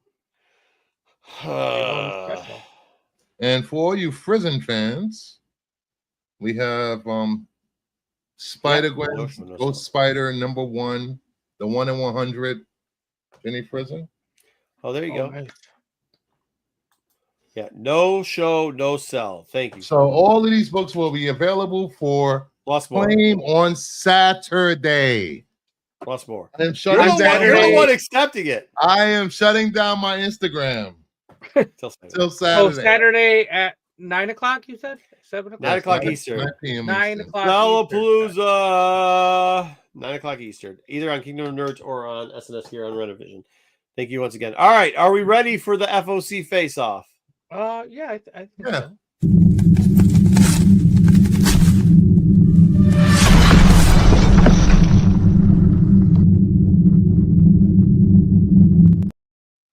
I forgot what the theme was because I did FOC face-off way too early this week. I think it was 3. I think the theme. 3. Oh, I should have told you. I should have told you. You guys should guess what it is. Yeah. Okay, let's see what we got. FOC face-off verse. Okay. Yeah, lots of animation. Can't be. There we go. Speaking of sweet covers. Oh, dang. Cruel Universe does it again. 3 different covers, and I believe none of these are ratios. I believe they're all just A, B, and C covers because I think the foil, which is the cover on the right, turns to foil is there. We've got a space homage, another space homage, and another space homage. Or homage S in what do they call it when you do it in style? In style of 3 different style of. I do not know if I like green squiddy octopus eating, like dissecting the astronaut like a pig. I don't know, guys. Choose it. It's 1 left. Blue's 1, middle's 2, right is 3. I think I like 3 the best, to be honest with you. The dissecting. I see the 3rd one and I'm like, reminds me of How to Serve Man. What's going on, RP? What do you think? I like 2. You got 2. I mean, it really depends on like what classic you want. I like 1. I don't know. I like 1, but I think it's kind of funny, the dissection thing going on. Yeah, I think the 1 and the 3 are both like, people being either eaten or about to be eaten. And at least Well, the they're about third to one is- probe. They're about to anally probe number 2. So yeah. Well, they're in science class in the third one. yeah. For Pete's sake. All right, cool. What do we got next? All right. Man, coming up man, next. EC's killing it with the multiple covers. I like. Yeah. Okay. Oh, there we go. Yeah. Great Twilight episode. Here we go. This Nice. is Poison Ivy. I think. Well, obviously, I think one of the versions is Ascentive,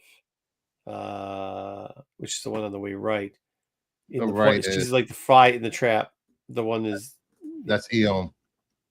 Which That's one it. is it, Eom? The Oh, one. on the right. Yes. But I think I'm with Barlord. I think the bloody pool with the I think that's supposed to be inside the inside the Venus flytrap's guts is all the dead bodies with the blood. And I really kind of dig that. I think it looks kind of cool. Yeah, that's the same artist that did the Birds of Prey book with the fishnets. The one on the right, the one on the way right. Yeah. The one on the way right. Same artist. He knows how to dry thighs. I'll tell you that. Mm-hmm. What do you got, Dub? I don't know. It's a tough one because I do like the middle one because it looks like Colleen Duran or I think it's something. to be honest. Which, but I gotta go with the one on the left because that's just too striking. Yeah, dude, the one on the left's nice. All right, what do we got next? All right, the next one is there's there we go. Jeez, oh piece. Skin Police 2. Yeah, for those people that don't the absolute worst name for a title, Skin Police. Skin Police, this first series was actually pretty good. Once again, another futuristic type thing where people don't realize, but they're like using other people's, I don't know. I'm not gonna go over what Skin Police is about. It's futuristic, kind of like a different take on Total Recall meets what was that one where they're playing video games? Was that Ready Player One or whatever? Where they like they put the VR set on and they can be a character. I think that's Ready Player One. Yeah. So kind of that type of scenario. Here we go. Skin Police number 2 is coming back out. I did this because it's a great series. I've never been a huge fan of all the covers, but cover on the left probably the best, right? I did kind of like the cover on the right though. I like the right one. Yeah, I like the right one as well. It's just really trippy. Yeah. It's not a Gunnar type. It's not a Gunnar type book, really. It really is more of social book. There we go. The name is just horrible, and the guy Thomas thinks it's great, but like it's not. It was not one, and well, yeah, he got like a sequel. He got a sequel out of it, so that's good. Well, the insides are better than the outside. That's what is she it bigger said. on the inside? I'm sure you guys cut that one 132.56. Why you want Sticks to use it? Tyson 132.54. 54 through 56. Yeah. No Goon is replacing No Diddy. Yeah, pretty much. Ooh. All right. And this is because I was like, yo, we're going to do a little DC. Even we tried to avoid DC because once again, Corbin was supposed to be here and give us a whole DC breakdown of KO, and he got sick for making out with old ladies. So 3 different Superman covers. I actually at first didn't, because like these are really all stupid. And then I looked at the last one again and I was like, I don't know. I kind of do dig that last one on the right.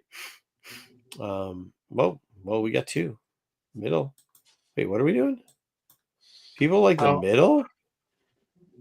With the fucking creepy kids from the fucking hallway and I think it's the Goku pose that the kid in the front is doing. He's doing a Dragon Ball Z Goku pose. For you, I picked the one on the left. Dude, like those kids look fucking psycho, bro. Left. The cover in the middle, yeah, the scary kids. The cover on the right, I could draw. So I like the cover on the left. And if you guys are interested in that character's first appearance, it is Future State, House of L, #1. Dude, Future State's trash. Dude, that was another. No, don't shush me. You know it's trash. All you DC slappies tried to sell that. That's the one where we try to bring up. What was that event that really sucked that you guys? Oh, yeah, Future State. That thing was dog shit. Don't ever talk about X-Men when you got that piece of crap rolling around. All right, what do we got next? I will It was definitely COVID talk and about nothing X-Men. else better to do. Is that it? That should be it. It was a short one. Once again, I thought we had a big DC KO section, but we didn't. So No, no. We have one more. Took long. More. Oh yeah. Now make sure you call your freaking LCSs and tell them order more. The middle cover is the one that I like, and it's another reverse mirror. And I mean, I like it. So the one on the left looks like Jim Mahfood. Yeah, but I think that's the A cover. Freaks. And I saw that cover. I do actually like the one on the right too. Yeah, and that's Danny on the right. I like that one too. It's cool. They got some cool covers. I will tell you, I did not like the A cover for this book this week. But, and by the way, there's another cover on this. I just couldn't do 4. That looked good too. I think we got a bunch of great covers. Which, if you like the one on the left, whichever one you like, call your stores now and make sure, send them a picture because they are ordering these books all wrong. And you're probably going to get stuck with the book that you like the least. But yeah, so just make sure. Huh? Yeah, this is a good one. I like all these. Yeah, and by the way, it's probably you're going to order multiple on these anyway. So there you go. I mean, hey, look, good idea what they're doing now. Finally, they got bad ideas really chugging along with good stuff. So not a bad book too. And they have coming up in the same week is that one. I think they have one of the other books that we really were interested with for FOC. They've actually got a couple books coming out that are going to be running pretty well. I think every month they're going to have like another one for like 4 weeks. I almost ended the stream. Holy hell. What are you, Matt? Yeah, I know, right? Dude, Kyle just keeps making fun of it. We've got still one more seg. We've got news. Unless Corbin magically gets KO segment? Especially unless Corbin magically gets healed and we get a KO segment here out of the end. That still says face off. Let me go hit the news clip and we'll see what we can do. Don't do it yet. It gets us 15 minutes.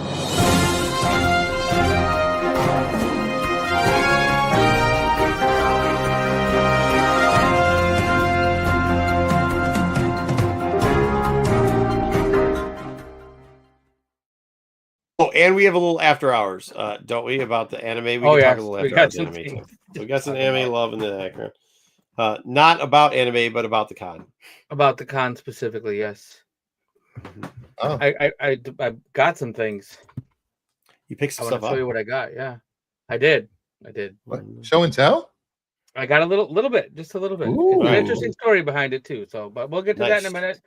Let's talk about some stories this week. And like I mentioned a little bit earlier, it's the 70th anniversary of Godzilla.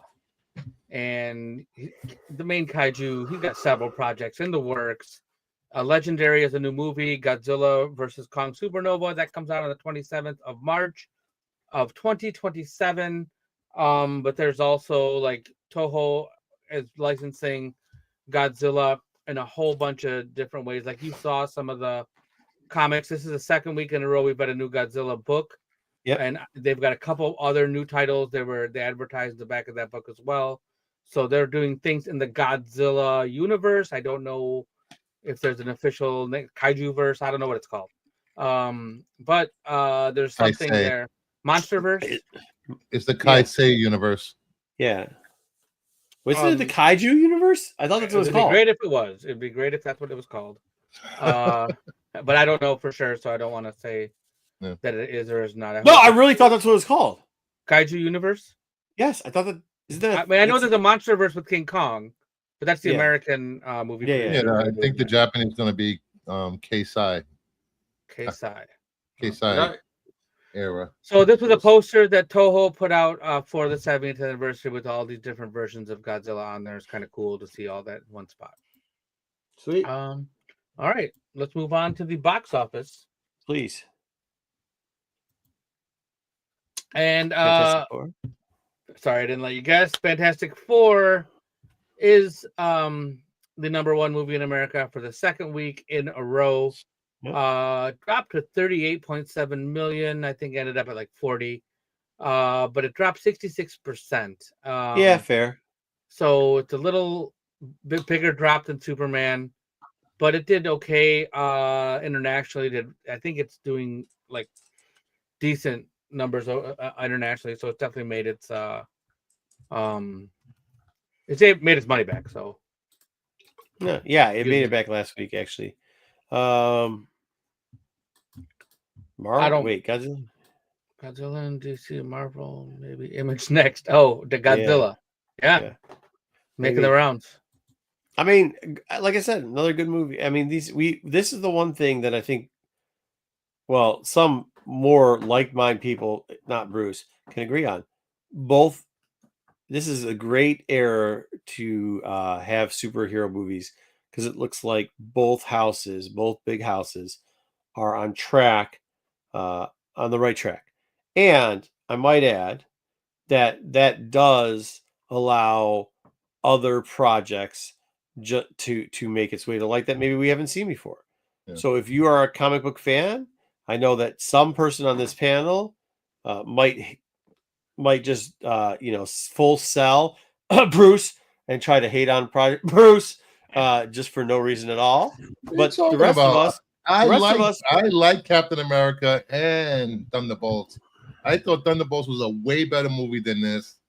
And see how he does this afterwards. And China, it had a 95% drop after the first week, just like Superman. Well, that's because they bootleg it over there. China is not liking American superhero movies anymore. They like dinosaurs. They bootleg it right after that. Like dinosaurs. Yeah, theaters overall win. Comic book properties overall win. You know what I mean? So I think Fantastic Four was a good movie. Like I've said, I love Thunderbolts. And I think Superman was a good movie. And speaking, I think we just had a lot of talk leading up to these two in particular, and what we felt that they needed to do. These particular property franchises, like Fantastic Four and Superman, ones that have had so many failures. I know you guys keep bringing up Thunderbolts. We're not talking about Thunderbolts. We're talking about these ones that have had a reboot after reboot and seen what we could do with them. And all we said was they have to be good, just good. I think both accomplished that. I'm glad that they did, and it'll give us future stuff down the line. So, not Captain America though. Okay, well, are you gonna watch Peacemaker season 2 in a few weeks? Yeah, of course. You know what I mean. I've already started watching that the animation for Black Panther. You know, I'll consume all the stuff that I can. Really good. That's really good. I am weary of. I will tell you that I'm weary of Peacemaker Volume 2. Just because, like, I think the first one had magic in the bottle. You know what I mean? But like, how much John Cena telling dick jokes do you really want to hear?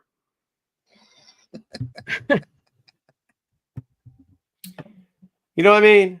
Yeah, I feel like I have no idea what they're going to adjust.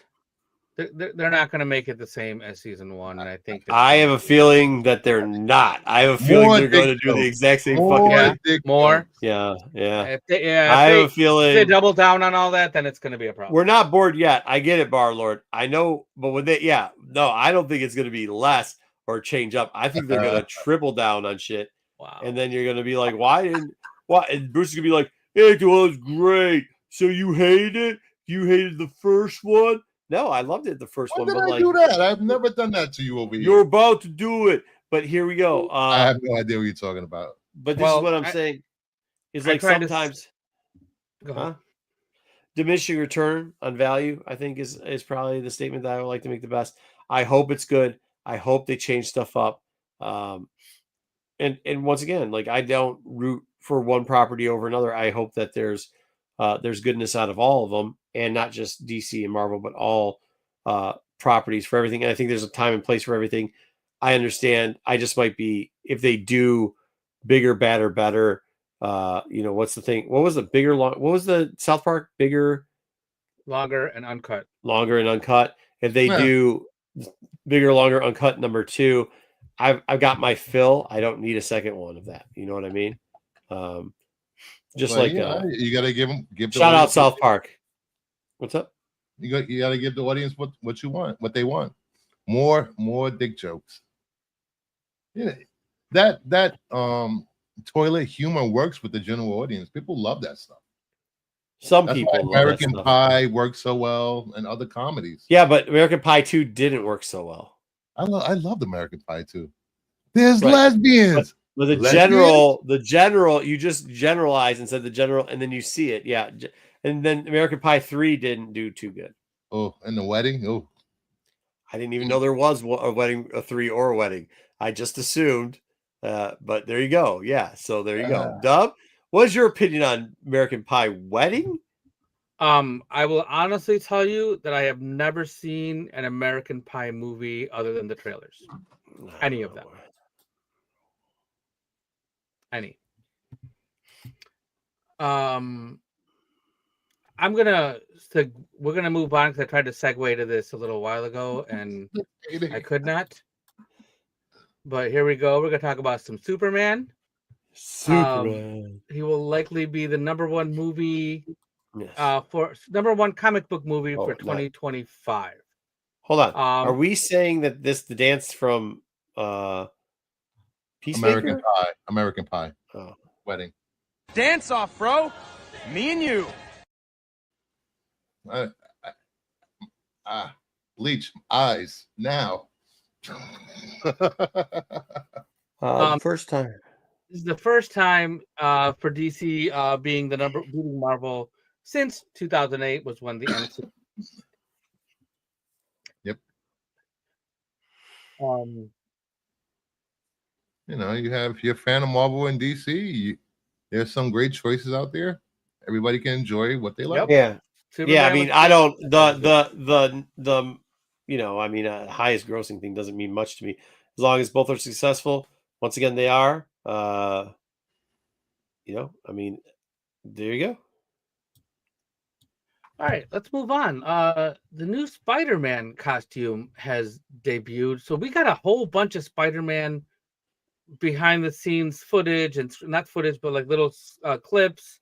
And Tom Holland posted some stuff with him in the costume, and we saw they were filming out in the open, and we saw like Spider-Man riding on a tank. We saw some swinging foot. Like there was so much like footage that they actually put out, and I think they're doing it because instead of letting a bunch of stuff leak out anyway, they're like letting it out before that happens, like controlling the narrative. Yeah, controlling it. That's fine. Mm-hmm. I like this costume. I like the suit a lot. It looks like old school Spider-Man suit.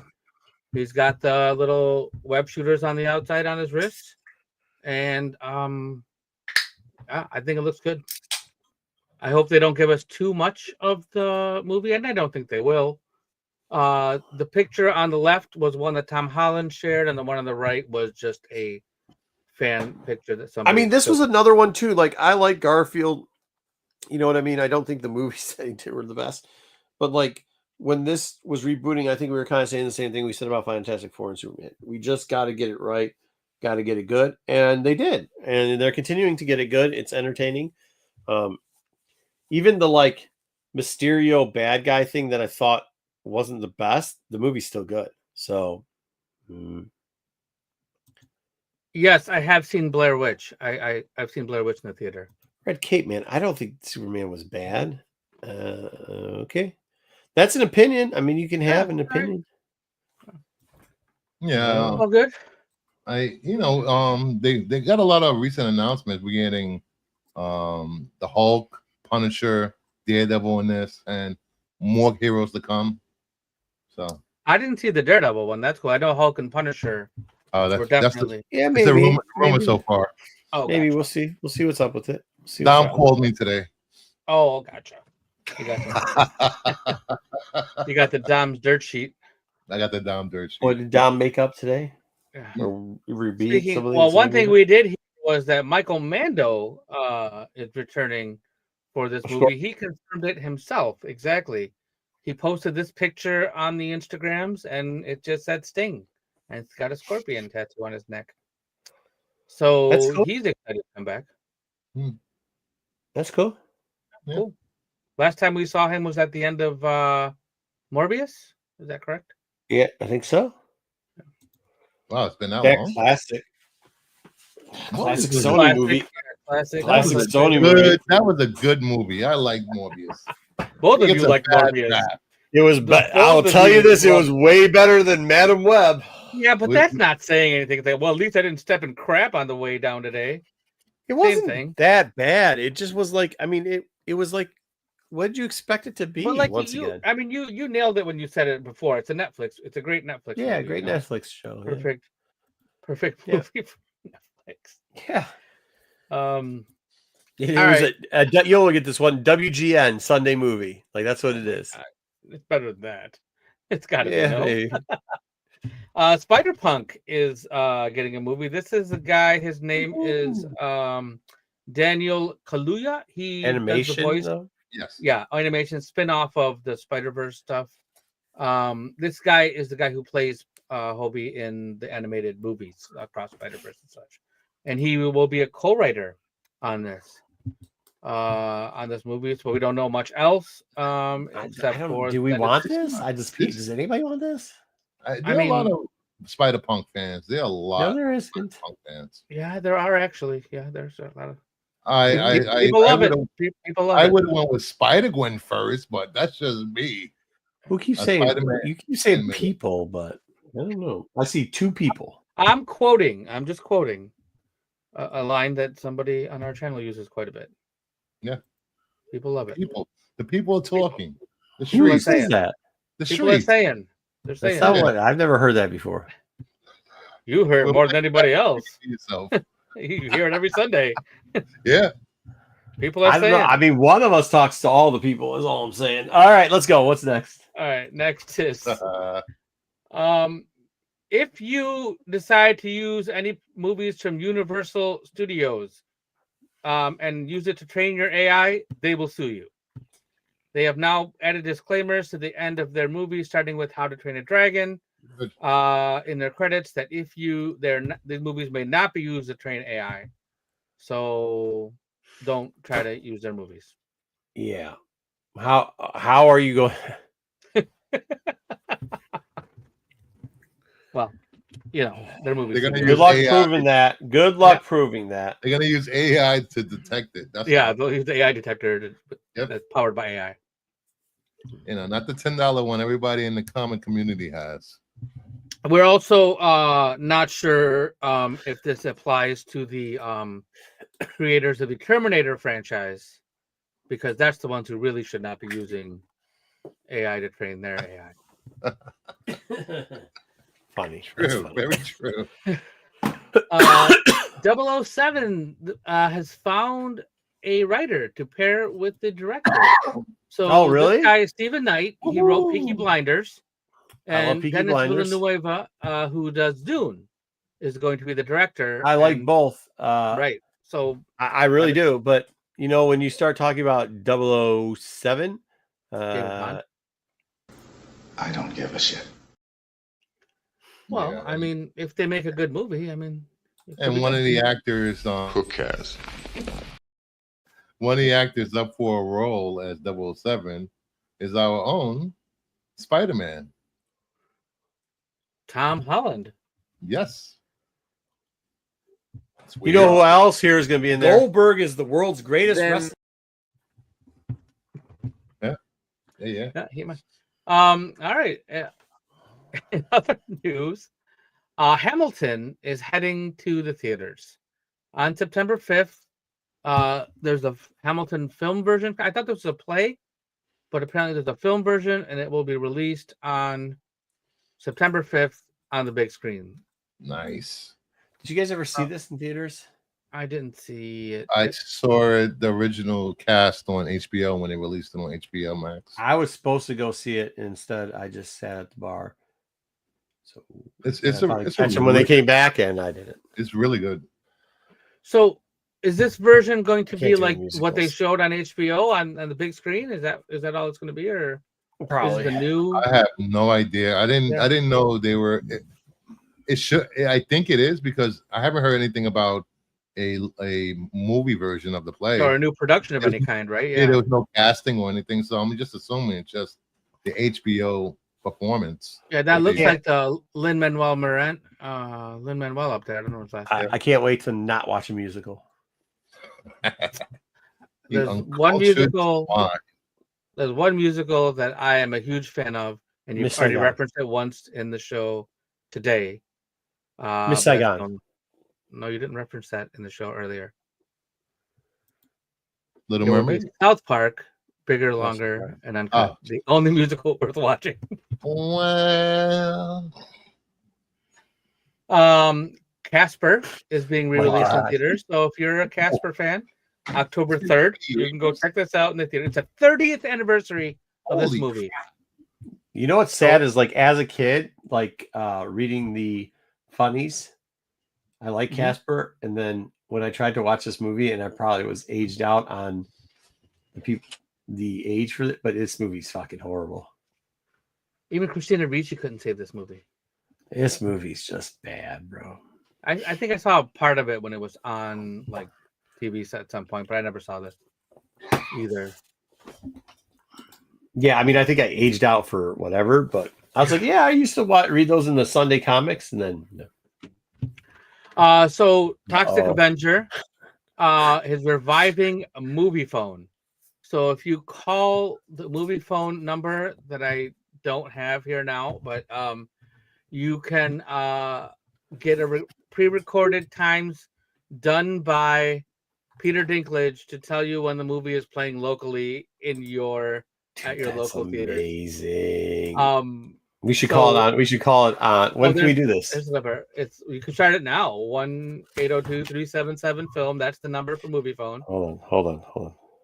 And he'll do some reenactments on there. Not looking forward to seeing.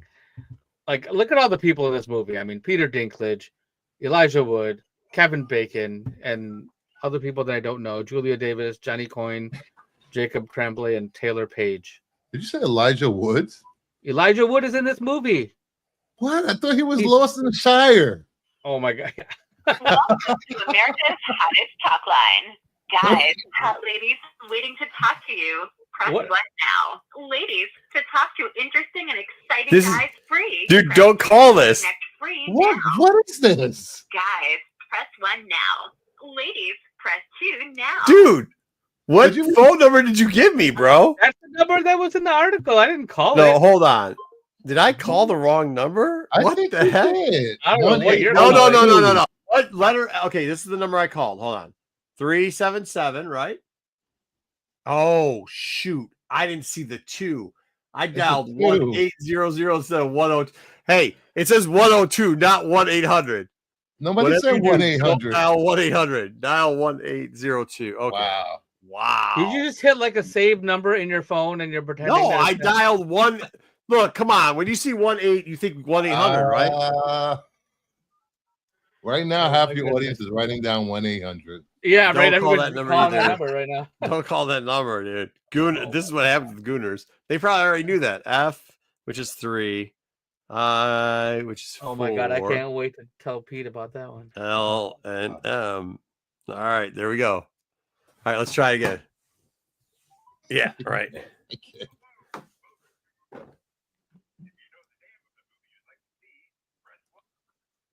Oh, you missed it. Stone keypad. Please enter the first 3 letters of the movie you want to see now. Boop, beep, boop. Oh, you don't enter anything. You have selected.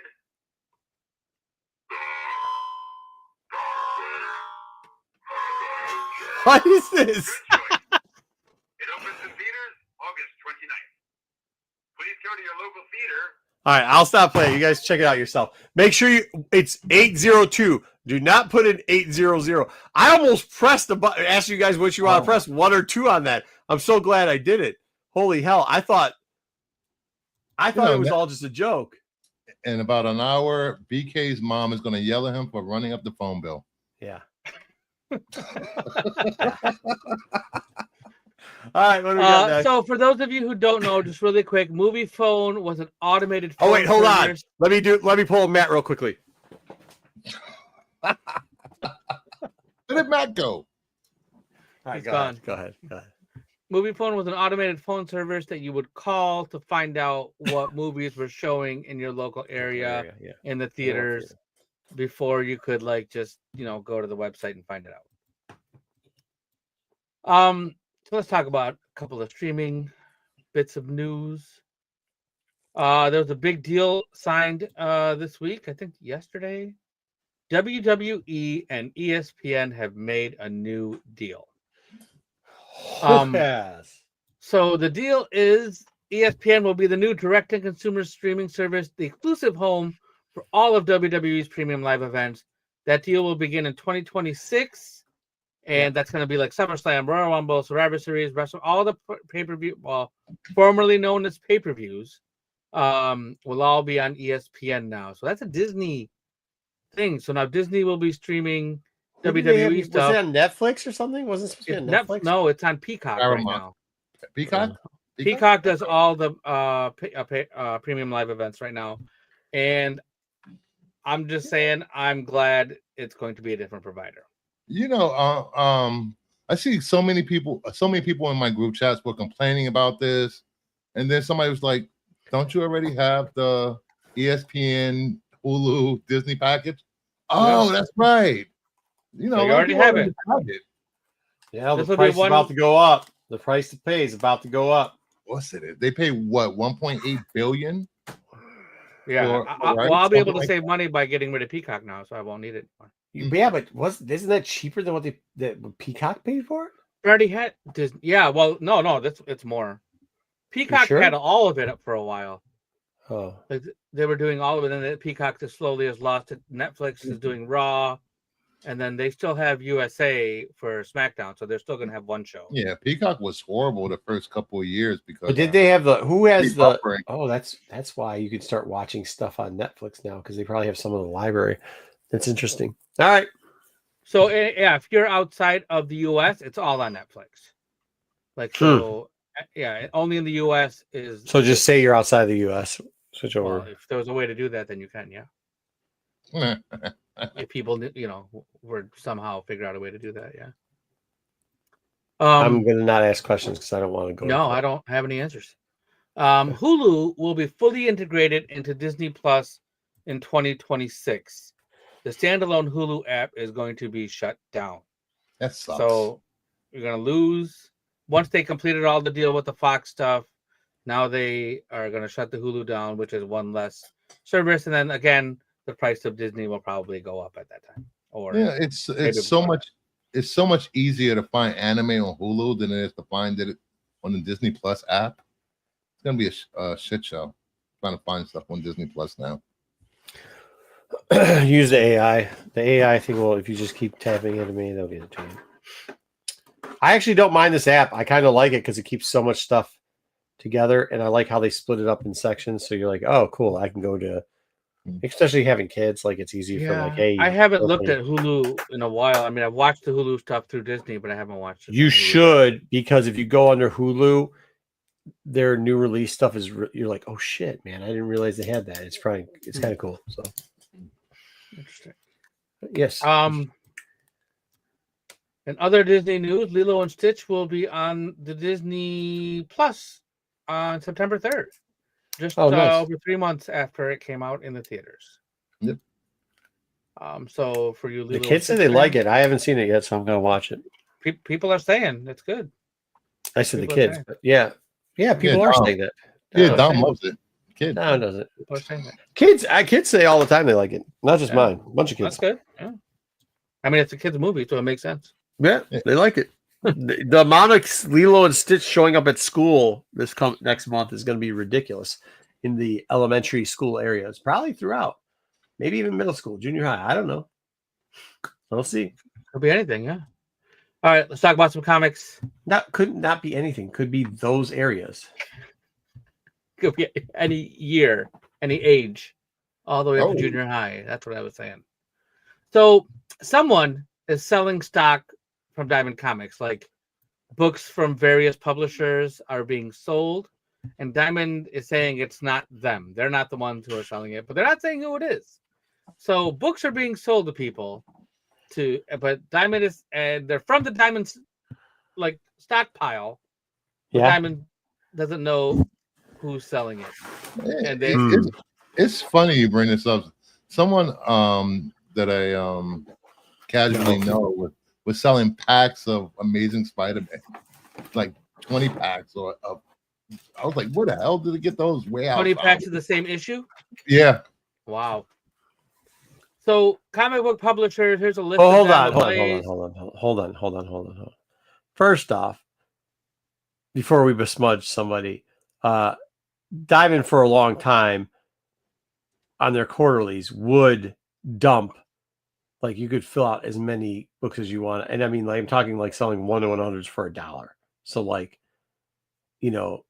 that is a common practice of what they were doing for a very long time. But I was just saying that for no apparent. I think it's just a coincidence that this is happening, and now that person just randomly had packs of single issues like that. Just weird. Yeah, maybe, could be. So I have a feeling it's going to be more like people who said they can't pay their artists and they don't know where their books are. Oh, Go ahead. Sorry, Deb. It's okay. So this group of publishers who are all kind of like trying to get their product back from Diamond, Ablaze, you see the list here, Action Lab, Fantagraphics, and now they filed paperwork in court to find out what's going on so they want their books back. There's apparently $13.5 million of inventory in Diamond that's owned by these various companies, and Diamond doesn't own it, but Diamond is trying to sell it off allegedly. Do we know with their comics worthing over? Are they MSRPing that number? They probably are. I'm guessing it's MSRP. Yes. Yeah. That would make the most sense because you want to have the higher value. Yeah. But all these publishers are trying to find out how their books are being some sold. funny math. Yeah. Well, that's no. Let me do something. Yeah. Go ahead. Sorry. But that's it. I mean, I'm. That's all I had to say about that. I mean, we'll find out more as Yeah, I mean, at this point, is anybody caring about any of this? At this point, like it seems like a bunch of people crying over spilled milk, and just shows you how incompetent in themselves everybody is, right? Like, well, I care about some of it. Like some of these publishers put out good products, and I don't want any of them to have to go out of business because. Hold on. Okay, but this is where I'm kind of saying. Where they're saying this stuff and it's tomfoolery because what they're going to try to do then they don't want their product back. They're full of shit. What they want to do is be able to say there's 13.5 million of value. You've sold off some books and we didn't know about it. And these are books that they dropped to them for free anyways. Diamond actually didn't pay them for it. They just came to the warehouse and dropped them off and said, yeah, get us whatever. They can then, if they can prove that it was worth 13.5 million and make this accusation that Diamond's selling them off, then try to sue for more money than they would have gotten the bankruptcy. It just so turns out that a lot of these companies, like that's where they get the money from, right? Like, I don't know. It just seems like can we just not care that snakes are going after snakes? Like, I don't know if they're all snakes though. Like publishers that put out books have no other way. Like some of these smaller people, some of these smaller name publishers didn't have any other way to distribute their books except for through Diamond. So they had to follow Diamond's rules to be able to sell their books. Like, I mean, they can sell them directly to the consumer, right? That's the two options. Yeah, you can sell directly to consumer. I get that, but I'm not saying any of these in particular. Any of these units, but like some places we know because it's come out were over shipping stuff and then trying to claim this, that, and the other. 100% that's possible. 100% that probably happened, and I don't know obviously what.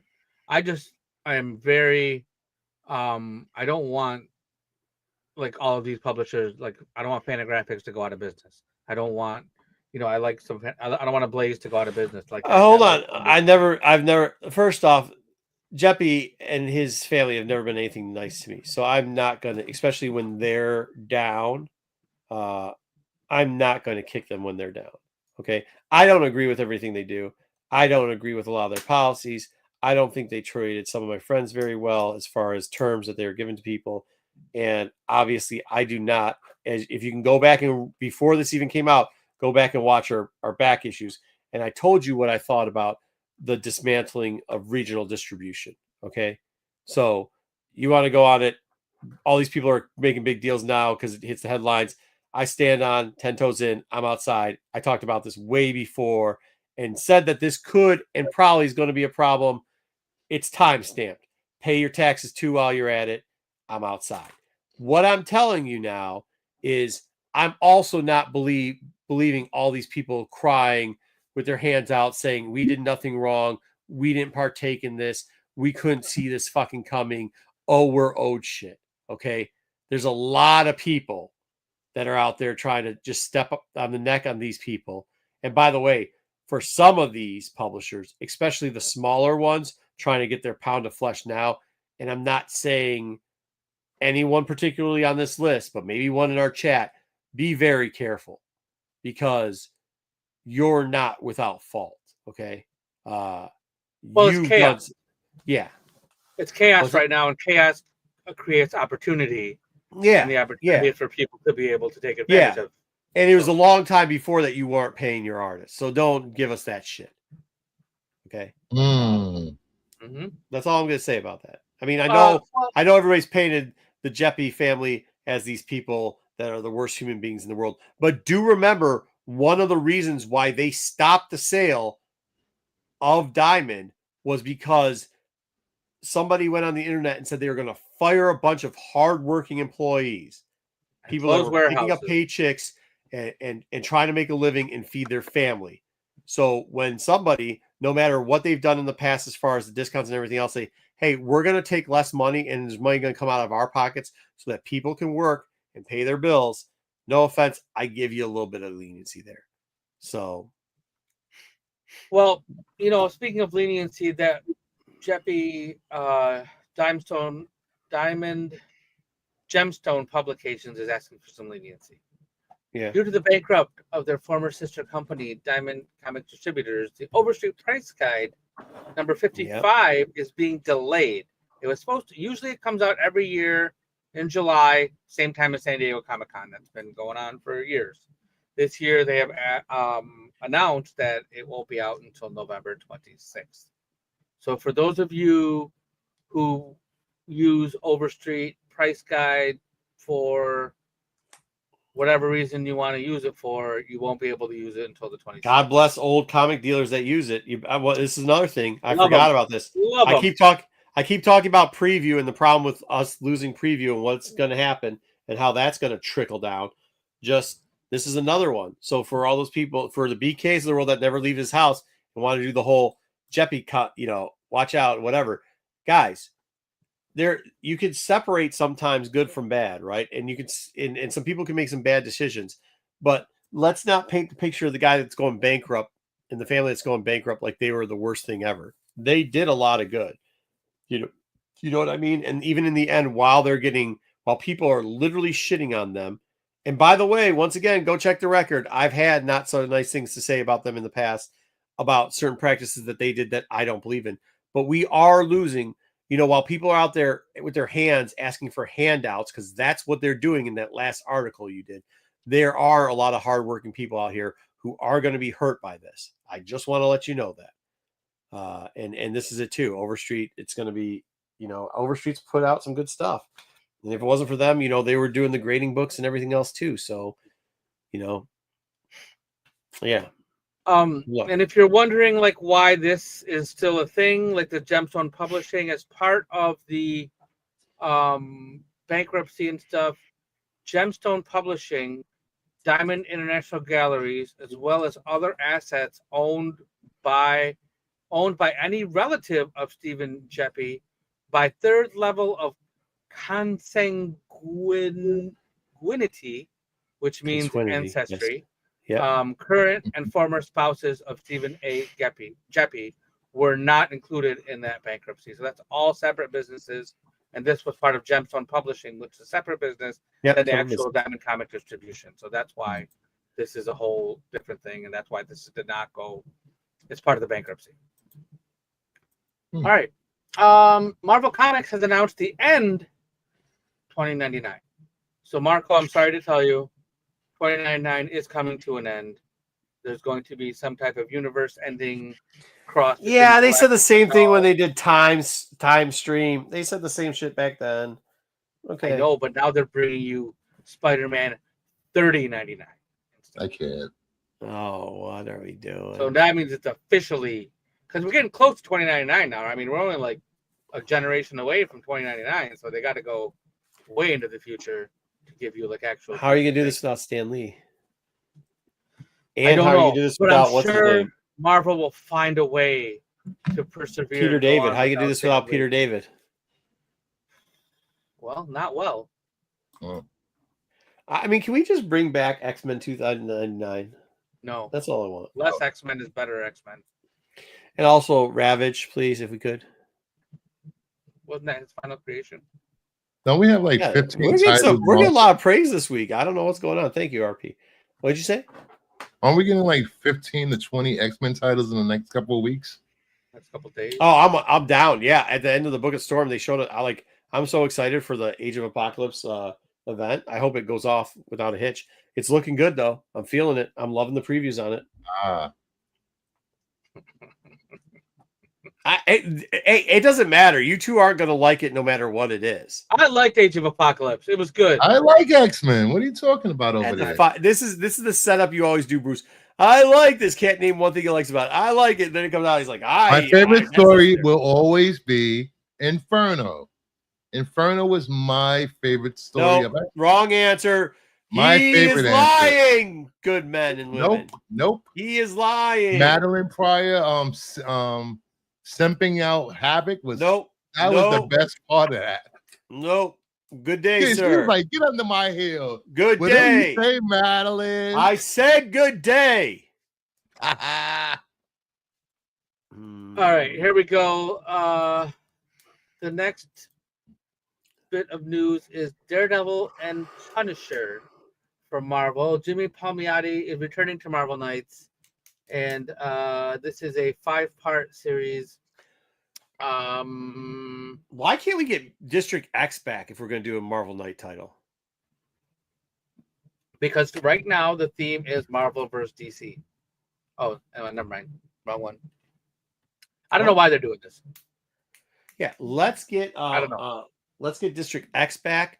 By the way, shout out Bishop in the Storm book. Wait, that was a great. X, isn't that with the what's her name? Stacy X or something? No. Stacey X was in a different book. That was in a different run of X-Men. That was Bishop. District X was when Luke Bishop. They were cops, yeah. And they would go to Mutant Town, and they were playing like private. I'm not gonna say that because you're gonna clip it. So no, I'm not gonna say that. They're playing PIs. Yeah, private investigators, kind of almost, but not really. They're like police. And anyways, I read like Time Cop. No, I do like Time Cop. Time Cop was a good movie. Baby. All right, and then we have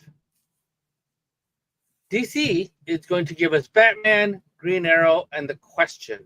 This is going to be more of an adult theme series. I'm guessing Black Label. Who cares? I like The Question. The Question is awesome. Yep. Vic Sage.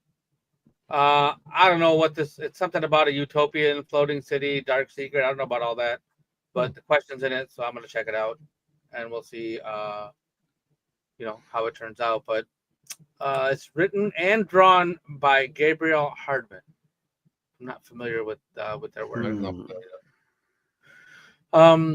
And then we have a new Kickstarter. Nope. No, not doing it.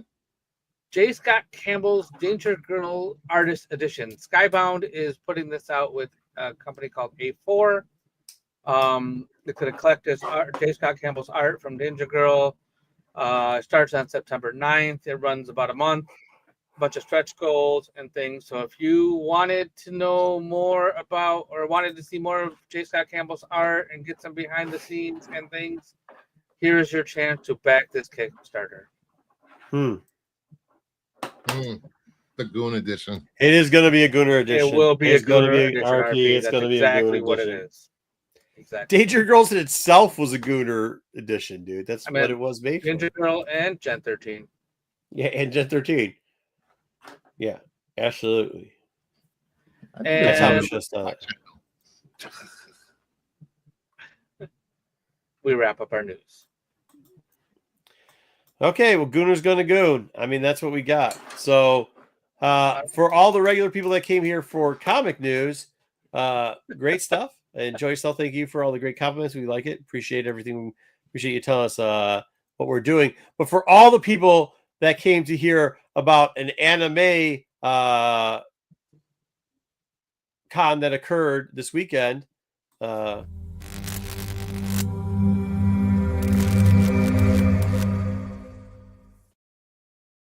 we got some after hours, Dub. Holy moly. This was a con that we did. Wife set up there. So, I was at this con all weekend. It was a Saturday and Sunday show. So it was an anime con.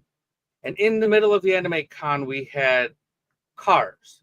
Lots of cars all over, which was like, so I didn't know what it was going to be, but I figured it was going to be like, Fast and Furious, Tokyo Drift. That's what I was expecting to see. And that's pretty much what it was. They were like souped up. Like I saw Supras.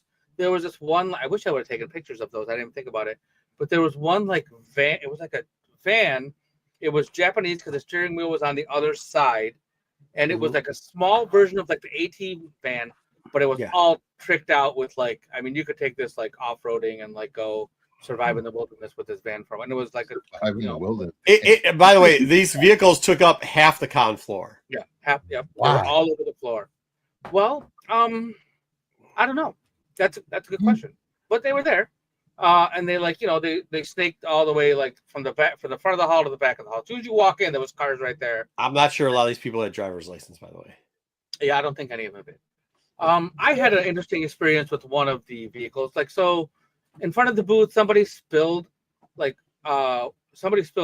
beverage in front of our booth.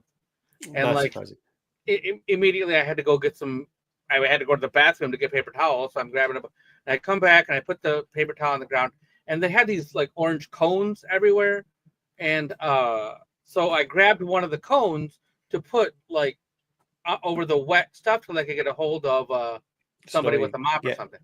The this woman came out of nowhere and started screaming at me for taking the cone. And she took it from me and put the cone back. There? I think she had to do something with the cars. I don't know who she was. She didn't identify herself. She screamed at me. I'm like, there's literally water spill. Someone's going to fall. And she didn't care and took the cone from me. And so and I put chairs all around it, but then I had to find somebody. But that was a very... I'm gonna come to the soccer con and find you. Yeah, just text me and be like, "Hey, when's your next break? You gotta talk to this lady." I would have stole all those cones. Oh my god! Well, let's start throwing them on top of cars. They might be a cone short when they go count their cones. Oh, really? You did. Good job. Good for you. I like to hear. So that was just one of the small things, but you know what? One of the things that we sold at that con that was ridiculous, absolutely ridiculous. We had a bin of Beanie Babies at our booth. What? A bin of Beanie Babies. Like it's like a nice sized tub, and I swear to God, it's 63-gallon tub. 63-gallon tub. Clear tub. People were digging through these Beanie Babies, going nuts buying, and I just was like amazed. And that's where those Labubu's going to be in 5 years. Dude, bro, I bought out a collection as I normally do, and that was part of the deal. Was I had to remove those, and it's a huge tub, and I don't know what to do with it. So I was like, well, the next con, like we always put stuff on our comic tables underneath for kids, and it doesn't really matter. It's usually just like random price garbage or whatever, but kids love it, and it's like, okay, I'll dig it out. So they're like, hey, we have a ton of space, bring some stuff. So I did, and that was one of the things. I was like, look, 5 for $1. He literally had a sign on there, 5 for $1 Beanie Babies.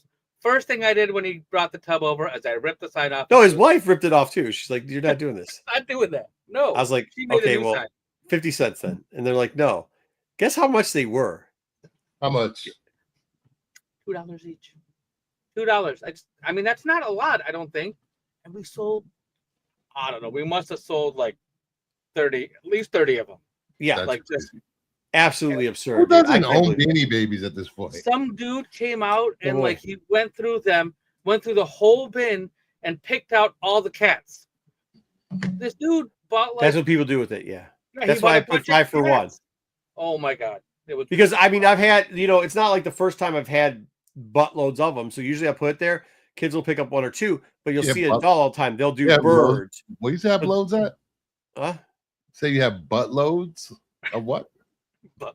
No, like when you buy collections, there's always like somebody's like, "What about these Beanie Babies?" And you're like, "No, I don't want them." They're I like, don't "You want got to them." take them," and it's never 1 or 2 Beanie Babies. It's always like always like a 100. huge bin. It's always like 100. So a lot of times what I do with them is like, I'll try to like, there's not much you can do with them, and you kind of feel bad throwing them all away. So at one point I was just giving away, and then somebody like I was trying to give them away, and they're like, "Oh, here's $1." I was like, "For what?" They're like, "My kid got the Beanie Babies." And it was a sign next to it that said 5 for $1. So I was like, "Okay, cool." So then I figured with this one, I just put that sign on that because there's like these other little toys that I was selling. Yep. Underneath, I don't bring the stuff to make a profit. It's typically to keep a kid occupied while their parents are digging through your comic books. So I was like, okay, cool, man. Here, you want something? Here's some space. Sell some of these, and they put it up to $2. I was hoping the bin would be empty, which it's probably still got another 100 in there. But yeah, I mean, good job on selling them. You guys were right, I guess. You didn't sell out, which I wish you would have done. She was right. I wish. She was right. I wonder if we put $1 if we would have sold more, but Well, we still have opportunity to do that. One of the days, I think it was Saturday, this dude came up to the booth and he's like, I put a few toys out for sale, but I didn't take any comics or anything because I just didn't think it was going to be. This guy walks up. He had he was wearing he was cosplay of some kind, but he looked like a grunt from like a Call of Duty game or something. He dude, the cosplay was wild there too. Cosplay was crazy. I told you my mother-in-law was just like having a field day taking pictures wild of all the cosplays. Yeah. So this dude walks up. He has this this bin he has right here.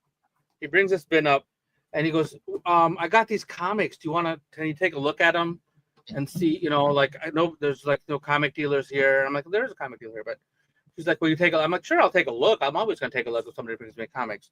So he brings me the comics and I haven't even looked at these books yet because I looked at the title. So here's what he brought me. Knights of the Dinner Table. And it's literally like a whole stack of these books. What? All Knights of the Dinner Table. I've seen this title in previews and stuff, but never touched a copy of this book. And they all have stickers on them. And he brings me this. There's a couple of Dungeons and Dragons things in there. Like this, he left price this tag one in still there. on them. On those books. Oh, This was- yeah.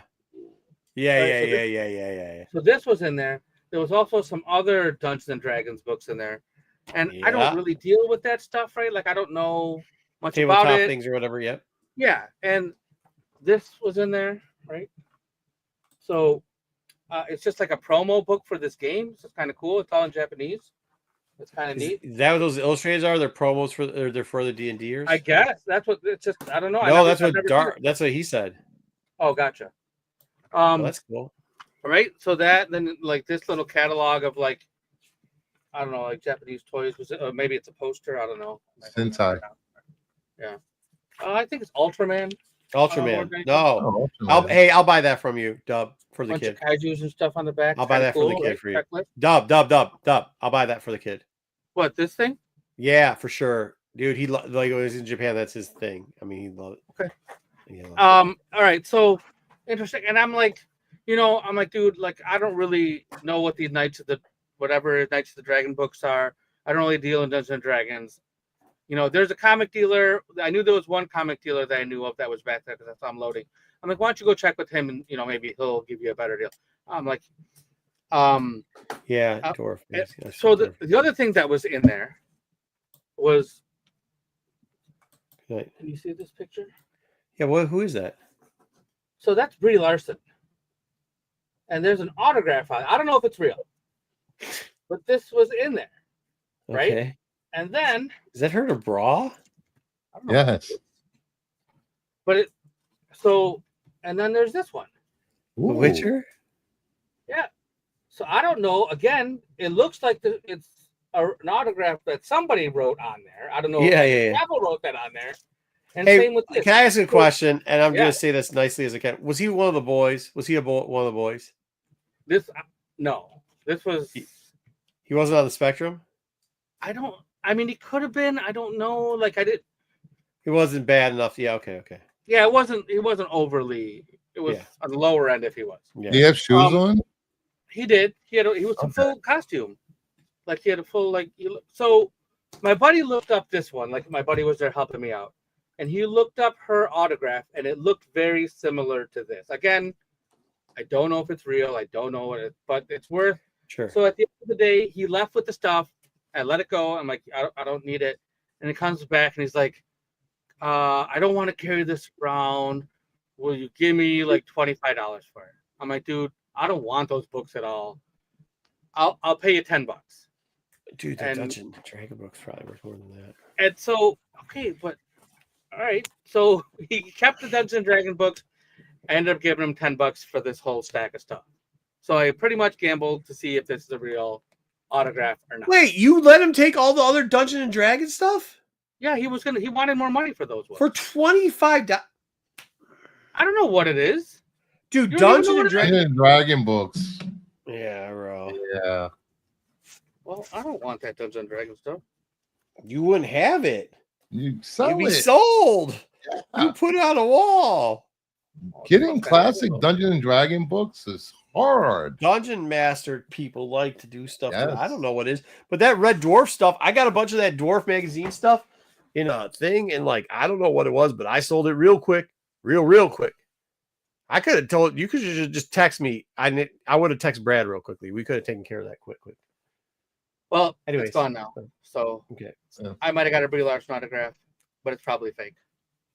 So that's what I bought at the con. I didn't leave my booth. Did you look up that Dungeon and Dragon book? Pull that thing back up. Let me see that. I did. I just pulled this box out of the garage right before the show started, just Let me so I see that could thing. show you guys. This is the book. What's it called? Hold on, I can't. Hold on. Draenor? Myth. What did you say?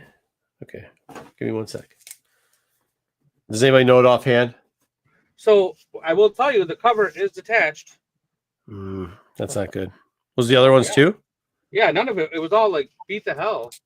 Yeah, it's like I a don't know. $10 book, maybe. Yeah. All right. Well, I got my money back then. Yeah, the other stuff would go for if it was attached, it would go for 30 to 60, probably. I'm gonna Well, sell yeah. that. Marco. What was that other thing? I never saw that illustrated thing. What was the name of it? This thing? No, that's I'm It's going to just buy. a promo. You're just going to give me that. Yeah, it's a promo. That's from Yeah, and Max. Mario Wonder. Mario Wonder. No, This those is comic books that got the price tags on them. oh, The hell are those? Knights of the Dinner Table. Knights of the Dinner Table. I would Illustrated. love it if there's some famous artist in there. Oh my god. Knights at the Dinner Table. Is it black and white? Yeah. We should read one of those. Kenzer Oh, no. and Company. October 2004. This one came out. Yeah. So this is. I don't know.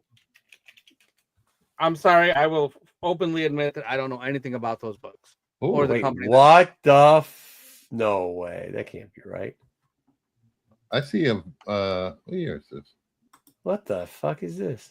I see one that's worth like they're trying to sell it for like $500. No, I think that's the earlier stuff though. So this No, one. maybe is not. number- What numbers do you have there? They're different titles. Like this one is Hackmasters of No, Evernight. Knights of the Dinner Table. The first couple are expensive. This is 2000. This one. Number 4 of Knights The of the Dinner Table publisher sold for is- $100. Kenzer. Kenzer. Yeah, I got that. Yeah. and Company. So the ones that looks like you have aren't probably as valuable as some of I the other doubt ones they supposed to are. get stickers on them. Yeah, they have $22 lots for a of set of like stickers. 6. Well, I will sell the whole stack for you for $20. What else do you have besides the dinner table in there? That's all dinner table. The Hackmasters It's Illustrated. the publisher's Kinzer and Company, right? Yeah. These are all Knights of Dinner Table Illustrated. Then there's Knights of Dinner Table Ever Knights. I don't know who the famous artist would be for that. Yeah, the ones you have 1, 2, 3, 4, 5, 6, 7, 8. The set, like it's a set of 10 for $20. What was the other title you said? Ever Knights. Ever All one Knights? Yep. Oh, Like my this. God. Who did that? Same thing. No, who's the artist? Oh, I don't know. We'll open up to the Inca inside. Second. Created by cover and interior art by Manny Vega. Oh, Manny Vega. Manny Vega. Maybe it's Vincent's brother. Yeah, Vincent Vega. Ever Knights, bro. No good. Yeah, these are all illustrated. The lowest number looks like 11. I got number 11. It's a newsstand. Do you have the one that's the Ghostbusters 2 homage? I don't see it. Brendan and Brian Frame. There is a Ghostbusters 2 homage. There is a the X-Men Days of Future Past homage. I don't see anything like that. Yeah, well, they might be the variants. This looks like the X-Men 133 homage. Let me see. I'm just kidding. Shut up. The nice first solo adventure. Sometimes you pay the comic gods and you do it as good luck and it pays off. I think maybe you passed on the good stuff. I didn't want to pay more. I didn't want to pay anything for it. Hey, look at this. I didn't want it. There you go. See, If I- there. I got my money back, so I'm good. Hold on, though. How much is it with a price sticker priced With on? That's the part that killed me. Do all the books have price tag stickers on them? Every comic has a price sticker on it. A lot of them That's are 25 cents. Let me see this. Let me see it. Let me see the price sticker. I'll see if I know who it is. That's one of them. Ooh. Some of them have multiple stickers. Like, for example, this one, they peeled off the old sticker and put their new sticker on there. Great way to treat comics. Yeah. A lot of them have that peeled yellow sticker with another sticker on it, like this one. You can see the peeled sticker underneath. Yeah. So this was a ridiculous purchase. And after I did, my wife's like, "You bought that?" I was like, "Well, yeah." So why'd you buy it? I'm like, "I don't know. Maybe that autograph is real." Comic gods. Yeah. So this is the thing that's really cool because I'm a Mario guy anyway. So that's all. Yeah. Did you look that up? I didn't look up. No, I forgot about it till we started doing the show, man. This is like 3 days ago, bro. You're behind on your. Yeah, like I haven't done anything in the past 3 days. Nope. Nothing at all. Nothing at all. Just sitting around. Nothing at all. What is it? Super Mario Brother World? Super Mario Brothers Wonder. It's a Japanese promo book. I don't speak Japanese, but it's all in. So here's the quick thing. If you guys have got a Google phone or probably an iPhone too, they have a translator that you can just automatically use. And they'll tell you what it says. You just got it's like you use your camera and take a look at it. Genius. Yeah, I mean, somebody's asking $40 for one. All right. I could sell it for $10-20. Or you can keep it. I can keep it. Sell $10 of something else. You got something free, dude. Let's see what it's called. Super Mario Brothers Switch promo flyer, Japanese booklet, advertisement, Nintendo. Is there more than one of these? I don't know. Well, there you go. Oh, yeah, there's a couple. Oh, man, somebody's listed for $3. Boo, boo, boo. I'm guessing these were given away somewhere. Yeah, probably. There's an Let me see if I can advertisement find for Nintendo World in here. promo production. Yeah, it was a promotional product catalog, so they were giving this away someplace. Yeah. That's cool. That's cool. But I'm gonna I might have to pay to get these certified to see. I'm gonna do a little more research on this Brie Larson autograph. They probably could got an app for that too. I mean, if you look up her autograph, it looks like that. I'm doing it right now. All right, look at it. Yeah, tell me. I'm gonna have to use my special eyes. Yep. Oh, what? I don't care. There's one. No. Let me see what you got there. Hold on. No, that's not it. Not it. You got bamboozled. Well, Let me double check one more time. I'm memorizing. No. Nope. No. no, bro. as in that's not her autograph. Yeah, that's not her autograph, dude. They did so many things wrong on that. The dot mark above Brie. Now I'm gonna check a couple more of her signatures out. Hold on. Let's see if she's ever done it like that before. Yeah, I mean, my buddy that was looking it up said he found one that looked kind of like it. So, Nope. but That's not even a legitimate fucking one right there. Okay, let me check a couple more. I'm just trying to find the ones that are authenticated already. Yeah, to fair. offer authenticated versions of these. No. How is that? That is wild, bro. Okay, well, here's the good news. Show it again, please.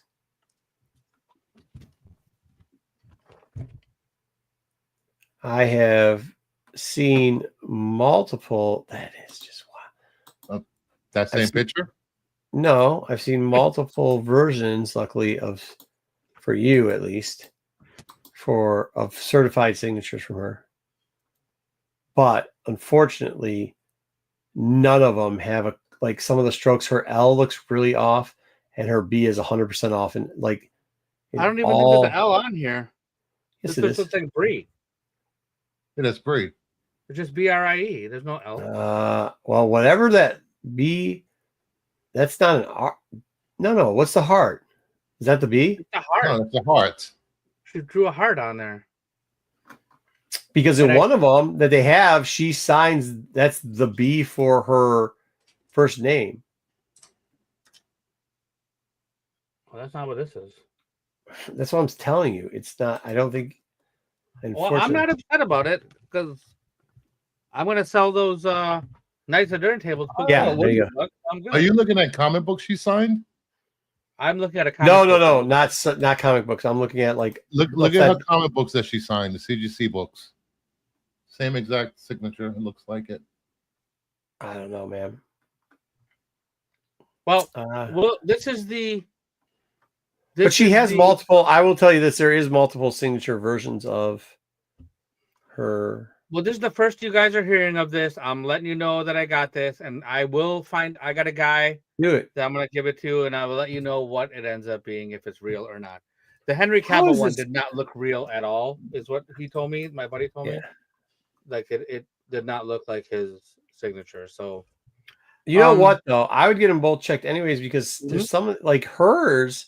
Like I'm looking at like certified companies that have numbered stuff like that she signed, and it's sure as shit looks like sometimes she just doesn't give a fuck.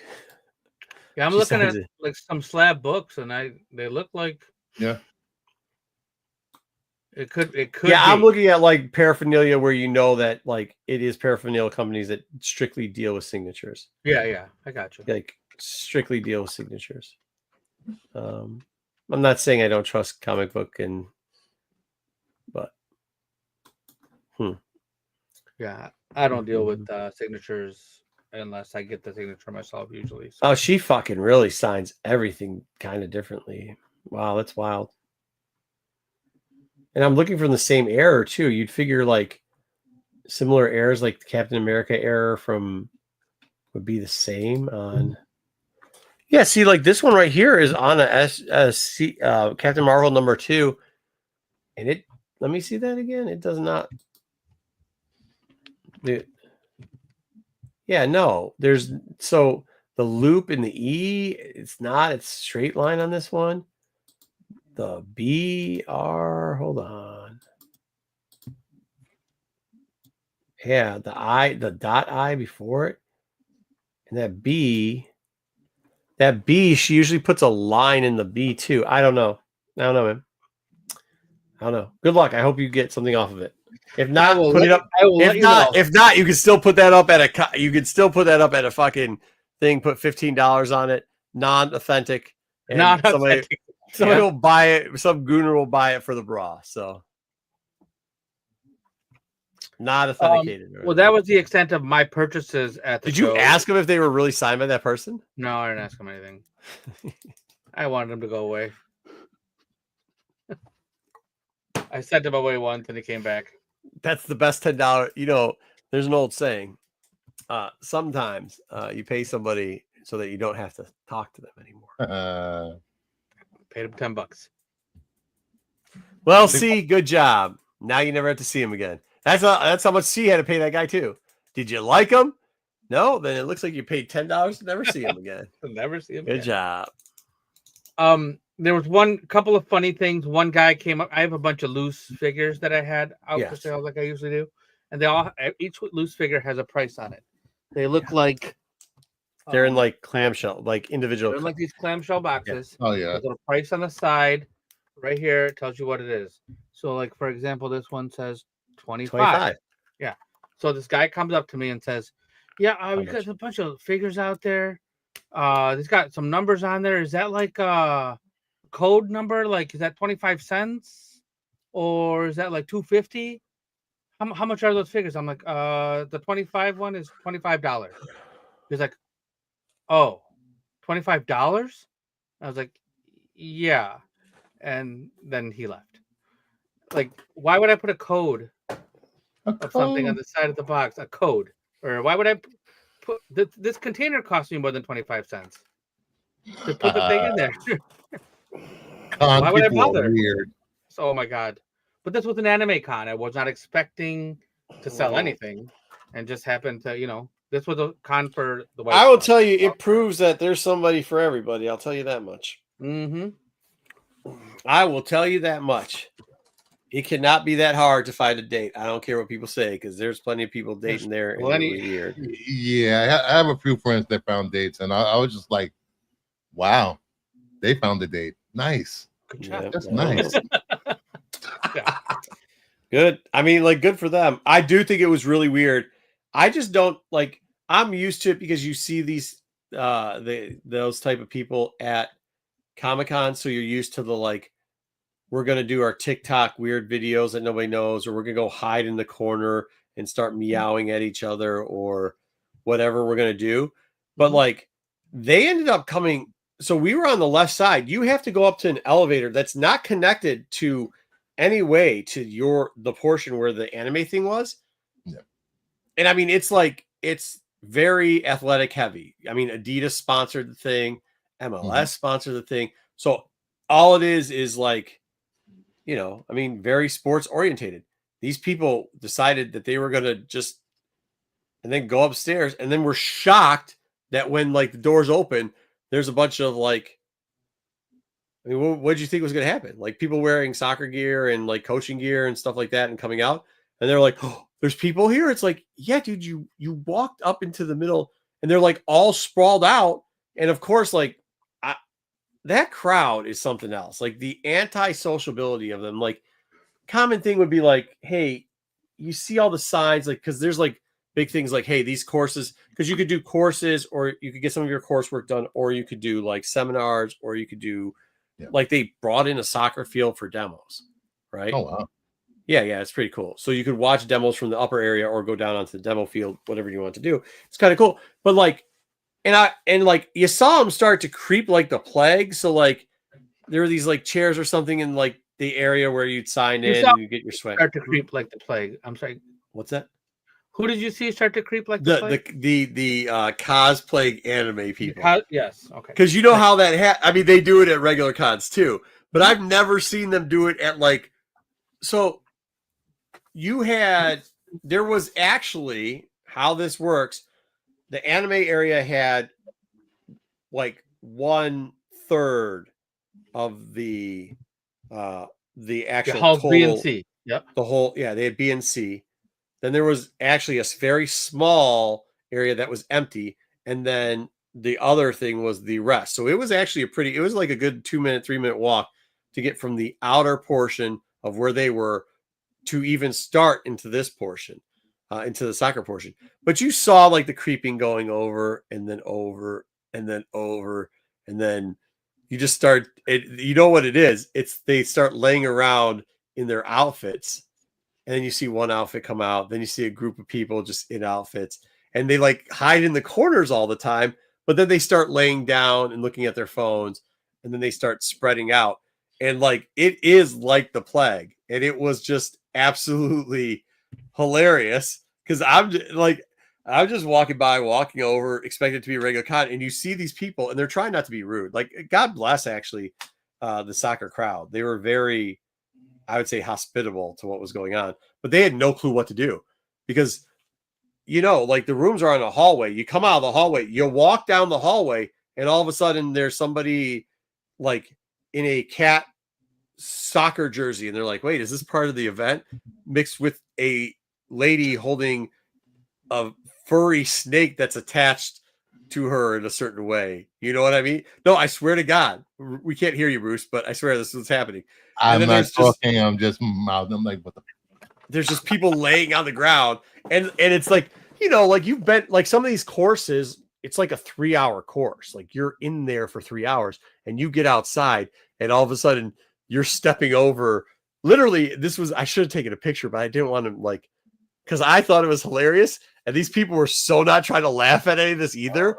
But I'm just like laughing. I'm looking at these clowns just walk. This one girl was just sitting there, and you probably saw her because she was in the con. She's the one that had like the big snake that was part of her costume. It must have been like an 8-foot long, like it was like this big. It was like a furry, and it was somehow part of whatever she was. And it's just like laying across, like when I'm saying it, I'm not talking about the human being. I'm talking about the character costume, like all the pieces. It's still attached, but she has now got like snake furry things laying all over. It's wild, just like kind of chilling because she's using it kind of as a backrest to sit in the middle of a floor. And then like you go to the left. So they were trying to like scoot around the people that were clogging the hallway, right? And it's not a tiny hallway, but you've got like stuff up. And because you can't see what you're about to walk into coming out of the classrooms, because there's like a double-sided like 3-day itinerary. There's like the flag things and everything. The standy thing, yeah, the standy thing. Like you come out and then you're like, what the shit? Like, because you're trying to get to the demo or whatever. And I'm just laughing. I'm walking, like you see it just this clog up, and I'm like, what the hell's going on? Plus I had to pee. Like, what the hell's going on? And you see them trying to like figure out how they're gonna walk around like these cosplayers laying everywhere, because they're cosplay. It's not like comic cosplays where you get like somebody dressed up as like Batman, right? They only take up so much space. These anime cosplayers, it's a lot of furry activity, and it's big, it's boisterous, it is big, loud costumes, right? Oh, nothing wrong with them. There's a lot of demi-humans in anime, so cat people, bears, a lot of that stuff going on. So like I had to explain that. Yeah, you see these people like just like pause, like they just saw like whatever, and I'm just like, oh, I gotta go pee. So I'm walking over Snake Lady. I'm like just going by, and you see the people go like, did he just wait? What's going on? People start walking down like to the back hallway alley to try to go a different way, and I'm like, yeah, I'm not doing this. So I go pee, and you just see it, and of course the cosplay anime people are obliterated to like what's going on at all. I'm totally oblivious. Oblivious to anything. Like they have no clue. Like, oh well, why wouldn't I just lay down in the middle of the floor? There was nobody here. What? Because everybody was taking courses or they were in seminars. In class, yeah. Yeah. I mean, nobody's here, so why wouldn't we just lay everywhere on a dirty ass floor? Well, it's the same people who walk into your booth and start taking pictures of each other in the middle of your booth. Oh yeah. Yeah. What? Yeah. Oh, can I take it? Oh, there'll be one cosplayer, then another cosplayer. Oh, can I take a picture with you? And then they do it right in your booth. You know what happens at that time, though, if anybody does that in my booth. That's when I have to do merchandising. I start fronting and facing my product, Excuse me, I need to get to my product. Excuse me. No, it's like this. It's like, oh. Hey, can I take pictures? Can I take pictures of you? Hey, Yep. And then you've got the fort, and this is in every group of it. There's like one dude. There's like one dude, and like another chick, and maybe another dude, and they're just there looking at their phone, not saying or wandering around, and then they just kind of like they do this a lot. They just do this a lot, and you're like, so now not only I got these two clowns taking up all this area, now I got these people, and like that's the worst, bro, because they don't even do anything. Like there's never anything they're gonna do. They're not there to buy anything. They're not there to do anything. They're just there to like do that. Look at everything. They look down at their phone. Yeah. And then they do this. It's like, why are you here? Yeah, that's wild. I've been doing cons for a long time, and you know, when the costumes started taking over, you see like good superhero costumes, things like that. That's cool. But then more and more of the furries, and they start with the partial furries, like they have just the paws, or they have just the feet, or they have just the tail. Right. Those are butt plugs. They just start. Whoa, slow down, Pervo. I'm just reading the chat. Dungeon Crawler Kevin, was it a butt plug? That's what he said. I didn't listen. I have learned, Kevin. I have learned, and this has been educated to me. I didn't partake in it, nor did I see it, but I have been educated on the furry instance. Funky Town Comics and Toys.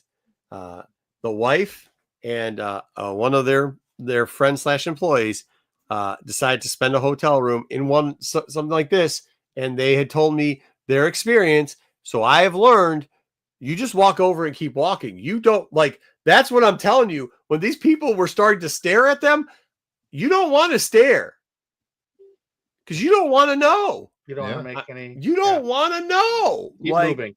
No, I mean, maybe you really want to know, but I don't want to know. I don't want to know. Hey, man, do whatever you want in your bedroom too. I'm not saying that. I just don't want like that. Your thing might not be my thing, and I don't want to see it if it's not my. You don't cross the streams. Yeah. No crossing streams. You do your thing. Go. Yeah. Whatever you want. Yeah. Mama Bear. Hey, Mama Bear. Yeah.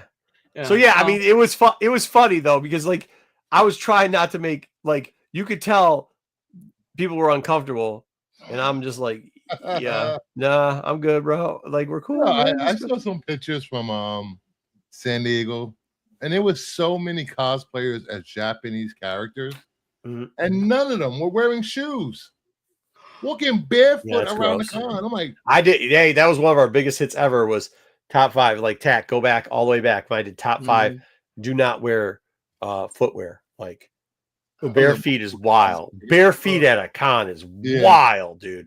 Just absolutely wild. But you know which one it was, Dub? Sailor Moon. Do you remember that? When they started, all those young ladies started doing the Sailor Moon groups and taking over areas in cons. Yeah. Oh, you mean early on? Yeah. That was the end. That was the end. And by the way, like at that point, like I think it was, it's been different now too with the digital age. But back then, they didn't have money. All they would do was come to meet up at cons, and it sucked because when they would see each other, it would always be like 3 or 4 together, and 3 or 4 together. They do and they do this stuff, do the pose to each other. They do whatever, and they'd be doing it right in front of your booth. And one of our good friends, who was a dealer, once said, "I hate these fucking people." And it's like, "Why do you hate them?" "I don't hate them. They're just weird." He goes, "Because they ain't got no pockets." I go, "What the fuck do pockets got to do with anything?" "Ain't got no pockets, ain't got no money. What the fuck you doing at a con?" And, I mean. Is that our buddy from Ohio? Yes, that's our buddy from Ohio. Sounds like our buddy from Ohio. Exactly. Yeah, yeah. Ain't got no pockets, ain't got no money. What the fuck are they doing at a con? But then, I they had start that conversation this weekend. Like that they're here for costumes. They're here to show off their costumes. They're here to take pictures with each other in their costumes. They don't care about what we're selling. Mama Bear. They don't care about anybody's. I'll pull up the old deck. It ain't invisible shoes. I have a picture of people carrying their shoes while walking the con floor, hon. Like it ain't. No. I do think at this point we just need to make a designated area for just make a designated area where they know they can, like, I don't want them to feel non-comfortable. And by the way, I think they're a great asset as far as environment to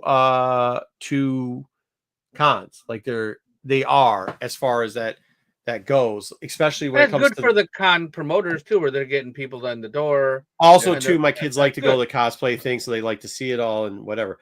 It's great, it's entertainment, but there's got to be, you can't have them laying, you know, we're laying 300 yards on the ground, 300 yards in a completely different convention that's taking place than the convention they're at.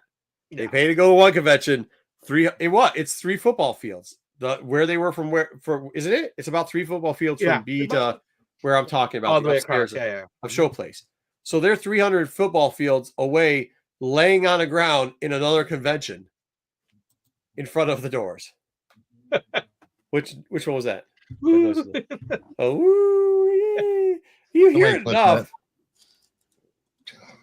Yeah.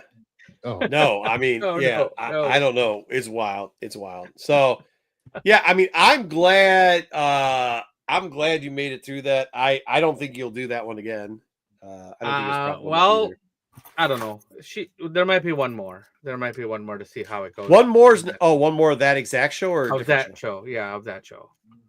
The promoter treated us well, and it's the same promoter from another show that we've done. Oh, okay. He seems like a decent guy. Yeah. Okay. So he's a decent guy. I'm supposed to go to an anime convention on the 16th. All anime conventions are not built the same, by the way. Right. In my small little city. I went last year. I may not be forced to go this year. But all I know, there was so many goddamn fudge being sold at this goddamn convention. What's with fudge and anime conventions? I don't understand. People selling fudge. Pickles too. Yes. Swords, guns. That's a con thing. Oh yeah, the sword dealer. That was the wildest shit. The sword guy was there. I was like, oh hell. That sword guy, by the end of the show, had one table that had product on it. Wow. By about 2:00 on Sunday, he had the whole. He had a big circle. I'll be honest with you. I don't think it was very cold though. They had the AC. They made it really cold the one day. Yeah, they had the AC fucking pumping, bro. The vapor rub thing. I learned about the vapor rub. Before I ever did this show, I learned about the vapor rub. You get this. So I have this everywhere. So I have this in my car. I have this in backpacks for cons. Yep, always. You just take it. You just do this. You do this. You do this. And you won't smell the BO. There was a few people I was talking to last year. I could have used that. I was like, that's all you do. You do that. You get that going. You rock and roll, man. It's just as important as deodorant. Yeah, I know. Family show, Mama Bear. Family show. Well, we have friends that they set up Funky Town, as a matter of fact. I'm always like, bro, are you here to sell shit or are you here to fucking try all the food? They eat it all. They'll tell you exactly what the fudge lady. Yeah. They're like, yo, she's about to go on. They know when they're about to go on sale too. Like, hey, listen, they're about to do the sale. So just wait. The pickles, they know our boy Daryl Blanton's that was in here. He's the pickle king. I mean, Dom's the pickle king, but he's the pickle king. I wasn't going to say anything about Dom and pickles tonight. Darnell will go in. I mean, he's always like, yo, dude, you got to have the sweet sun. I'm like, wow. I didn't even know they made pickles that flavor, bro. I'm good. Yeah, I just don't trust the air because I always feel like I got con crud. Like even after our convention, I'm still kind of coughing a little bit off the soccer convention. So I'm like, yo, I just think it's like the regenerator or whatever they use in those con places, like just to keep the germs keeps the germs in, yo. Yeah, I don't know. Like I thank God I feel okay. Wait, what? You walked into a what convention? Conversation. Oh, conversation. Oh yeah, she did. I didn't read the whole thing. I just read. I doubt it. I walked into and I stopped. I was like, no. I don't know. We're probably gonna do this one again. Like I said, it won't be until next year, so that's plenty of time. I mean, I didn't want to do it to begin with. I never want to go to an anime con for any reason, but I have to go. And I was planning on helping out more, but I was pleasantly surprised at the stuff I sold. My buddy brought a bunch of video game promo stuff, and he sold did it all stuff sell? out of that. No, stuff was but cool. he sold some good pieces out of it though. He made some, he made some money. He came and helped me. He helped me set up. And Zaggy, leave that man alone, Zaggy. Oh my god. Oh, Poor Adam Hughes. Poor Adam Hughes. He is doing the Lord's work out there with Fagooners. Oh, dude. So, hey, Shrimp Alfredo, that's foul. You are foul. So wrong. Zaggy, you are just foul, bro. Oh. Yeah, by the way, he might be, but he's no Arthur Sudan. Arthur Sudan will leave his taco juice. Pause. Oh my god! Wow. What you say? Guna juice? No, hey, you were there, Bruce. Remember when I'm like, "Yo, Arthur, what's up? What's good?" He's like, "Cool, can I come?" I was like, "You can't eat with us. You're over the side." Oh, that's right. He was over there with the taco juice. Yeah, he's like, "What's up? What's up?" I was like, "No, my man, you should be focusing on doing your sketch. You're dropping taco juice all over that thing." That's one of a kind. He's like, "I'll catch you later." I was like, "All right, good." Now I want Mexican food. We'll go that spot. We'll go to that spot again. I like that we spot. We gotta go to that spot. I love that spot. That spot's a great spot. They have great service and they're friendly. They are. And the food is cooked correctly. And you might run into Arthur Sudan trying to hang out with you, and you're just going, "Bro, you eat like a slob. You cannot sit at this table, my man." While you're sketching, while you're doing dude. Hey, this is the thing, and I know people don't. We all have that friend where you're like, "This dude is just a jackass," and he is, but he like knows it. Like he knows. Like 5 people. I have like 5 friends that are like that. He knows. They're all on this channel. It's insane. Who? All of them. He knows. All of them. But I mean, like that's the thing. Like you do know that guy. Like he literally will go to tables, take out. Like if you have books. Yeah, I've watched this dude. I've been with him while he's done it. I'm like, you can't do that. He's like, and he'll just throw down and he'll pay you what he feels the book. So what Arthur will do is he will go around in cons because he doesn't bring enough. He doesn't bring stuff and he runs out of stuff. So what he will do is go around to tables. And if it's like a set of books or whatever, he'll dig through them. If he did one of the covers in it, he'll pull that book out of the set. He'll put money down on your table and he'll walk out. What? I've seen him do it multiple times. That's crazy. He came to my booth last year. That time Andy, Comic Man Andy, was helping me, and he was giving Andy a hard time. He's like, "You told me this book was only like I don't know, $20 or whatever it was." And he's like, "I did not say that. I read you the price of the back of the book." He's like, "No, you said."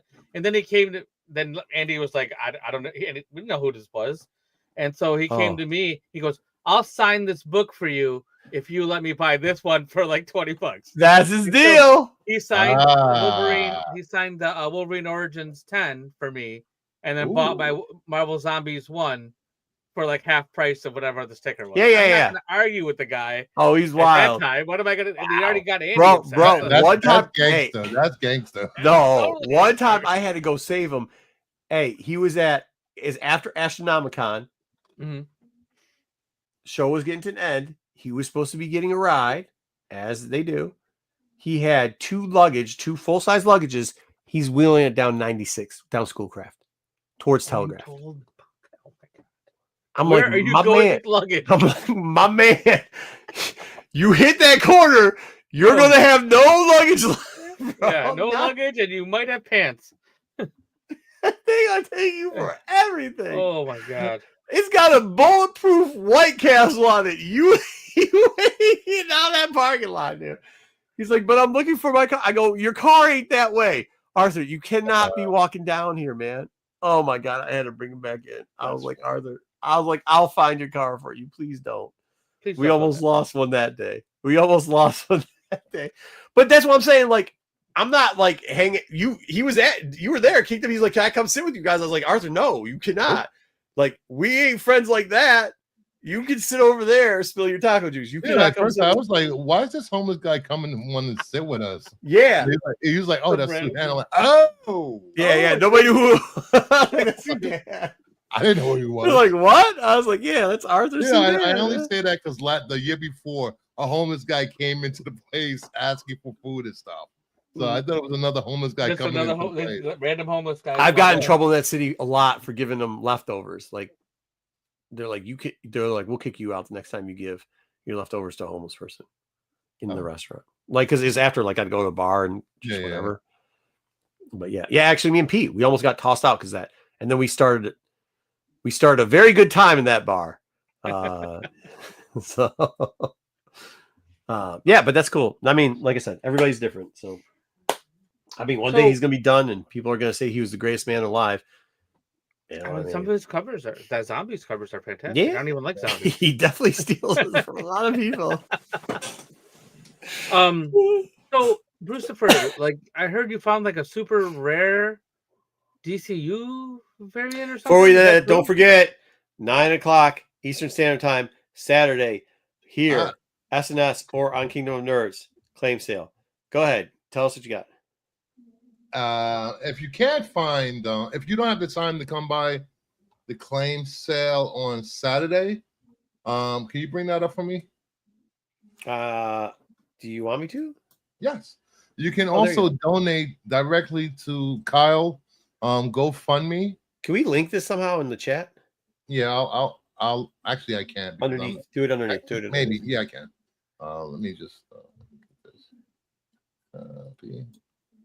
Paste. Hey, there's Naomi. There's Kyle. What is this? Kyle 30 years ago? Maybe. Look at that. Already 11K raised. Nice. Yeah. Good stuff.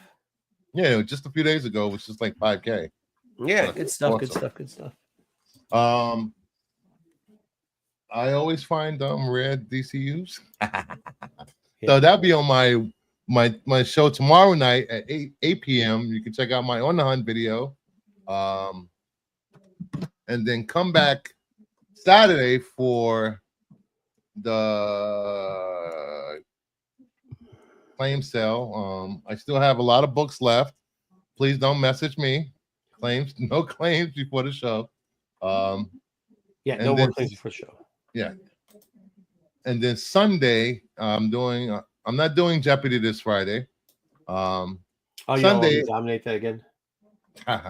Sunday, on the other comic show, a special guest Mark Spears. What show's that? Sunday to play some Jeopardy. What show? My show on the other comic show. What's the other comic show? It's on Kingdom of Nerds at 8 p.m. Eastern on Sundays. Wow. For the last 2 years, I don't miss a day. Don't know what you're saying, dude. Consistency. It's not the comic show. It's the other comic show. The other it's not the comic totally awesome, coolest show ever. It's the right. It's the other comic show. The other comic show. Okay. That's what we'll be doing. So Mark Spears is going to be on to play Jeopardy? He's going to be on to play Jeopardy. That's awesome. So 8 o'clock. Who's he playing against? Sunday. I have no idea yet. I figured that out. All I know is I will have a category Mark Spears or Mark Spears Monsters. Oh, you should let somebody else be the host and you should play. That'd be a funny category. That would be funny. I saw a clip of like Ozzy playing trivia against Ozzy's biggest fan. And like, so they were like asking questions who would get it first. It was really. It was not Ozzy Osbourne. I guarantee that. Far from Ozzy Osbourne gave him. I am far from Mark Spears' biggest fan. Yeah, but that doesn't matter. Unlike most of his fans, I can tell you the story for the last 6 issues. I actually opened the book and read it. Oh, he's the pulling I read it fucking thing. That's fine. All right. So check our booths for tomorrow night. For his On the Hunt DCU. I want to go fishing in the morning. And let's finish this. I want to go fishing in the morning. Okay. Now you want to finish it? 8 tomorrow on Absolute Geek. Check out the fallout from SummerSlam and Raw and all the crazy appearances. We got some some Brock Lesnar's back. That was nuts. Seth Rollins is world champion. But they'll break it all down for you on Thursday night, Friday, 9:00, CBSI Hot 10 show. Hot 10 show, and then immediately following that will be the qualified right here on Renovision. And then wait, isn't there something happening on Saturday? Saturday. Yep, claim sale SNS. Make sure you're there at 9 Eastern. We have a claim sale. There's a lot of books. We're gonna have over 40 books. Oh shit! We're gonna have about 5 to 10 slabs. Damn, I it's got. gonna take a long time. Yeah, it's probably gonna be the whole show. All right, maybe not. Not taking any new submissions. Okay. Yeah, I think we got it set. I think we're maxed out. We're maxed out, guys. All right, so that's Saturday night, 8:00, 9 p.m. Eastern. 9 p.m. Eastern Standard Time on the Rennavision channel on SNS and dual streaming on Kingdom of Nerds channel. So you can watch it in either or both places. One just have 2 tabs open, watch it in both spots. Double your chances of winning. Maybe I can't take care of all the shipping for 50 bucks. No. And then on Sunday, Star Wars show. There was some Star Wars news this week. I saw some interesting things that we didn't talk about here. I saw some news. We'll see. Wayseeker and maybe Wayseeker is Wayseeker back. He's back. Wayseeker might, or JJ might bring. JD's back. JJ's back. So when you're giving Dom his own segment, Dom Speculation Corner, there won't be anything in it. I mean, he has it every week, right? I don't know, man. On Monday, check out Pete's Wednesday watch list, and then Wednesday we'll be right back here again for the totally awesome, coolest show ever. Thank you all for hanging out, and we'll see you next week. One more thing. Once again, thank you very much, Kingdom Nerds, Bruce, for everything you do. Yes, much appreciated. Great job. And thank you for everybody out there that's already either claimed something or has just made a general donation to Kyle. Yep. Remember, once again, if you just want to at $1 to no dollar, I mean, anything you can do, man, really helps out. So appreciate you all. Thank you very much.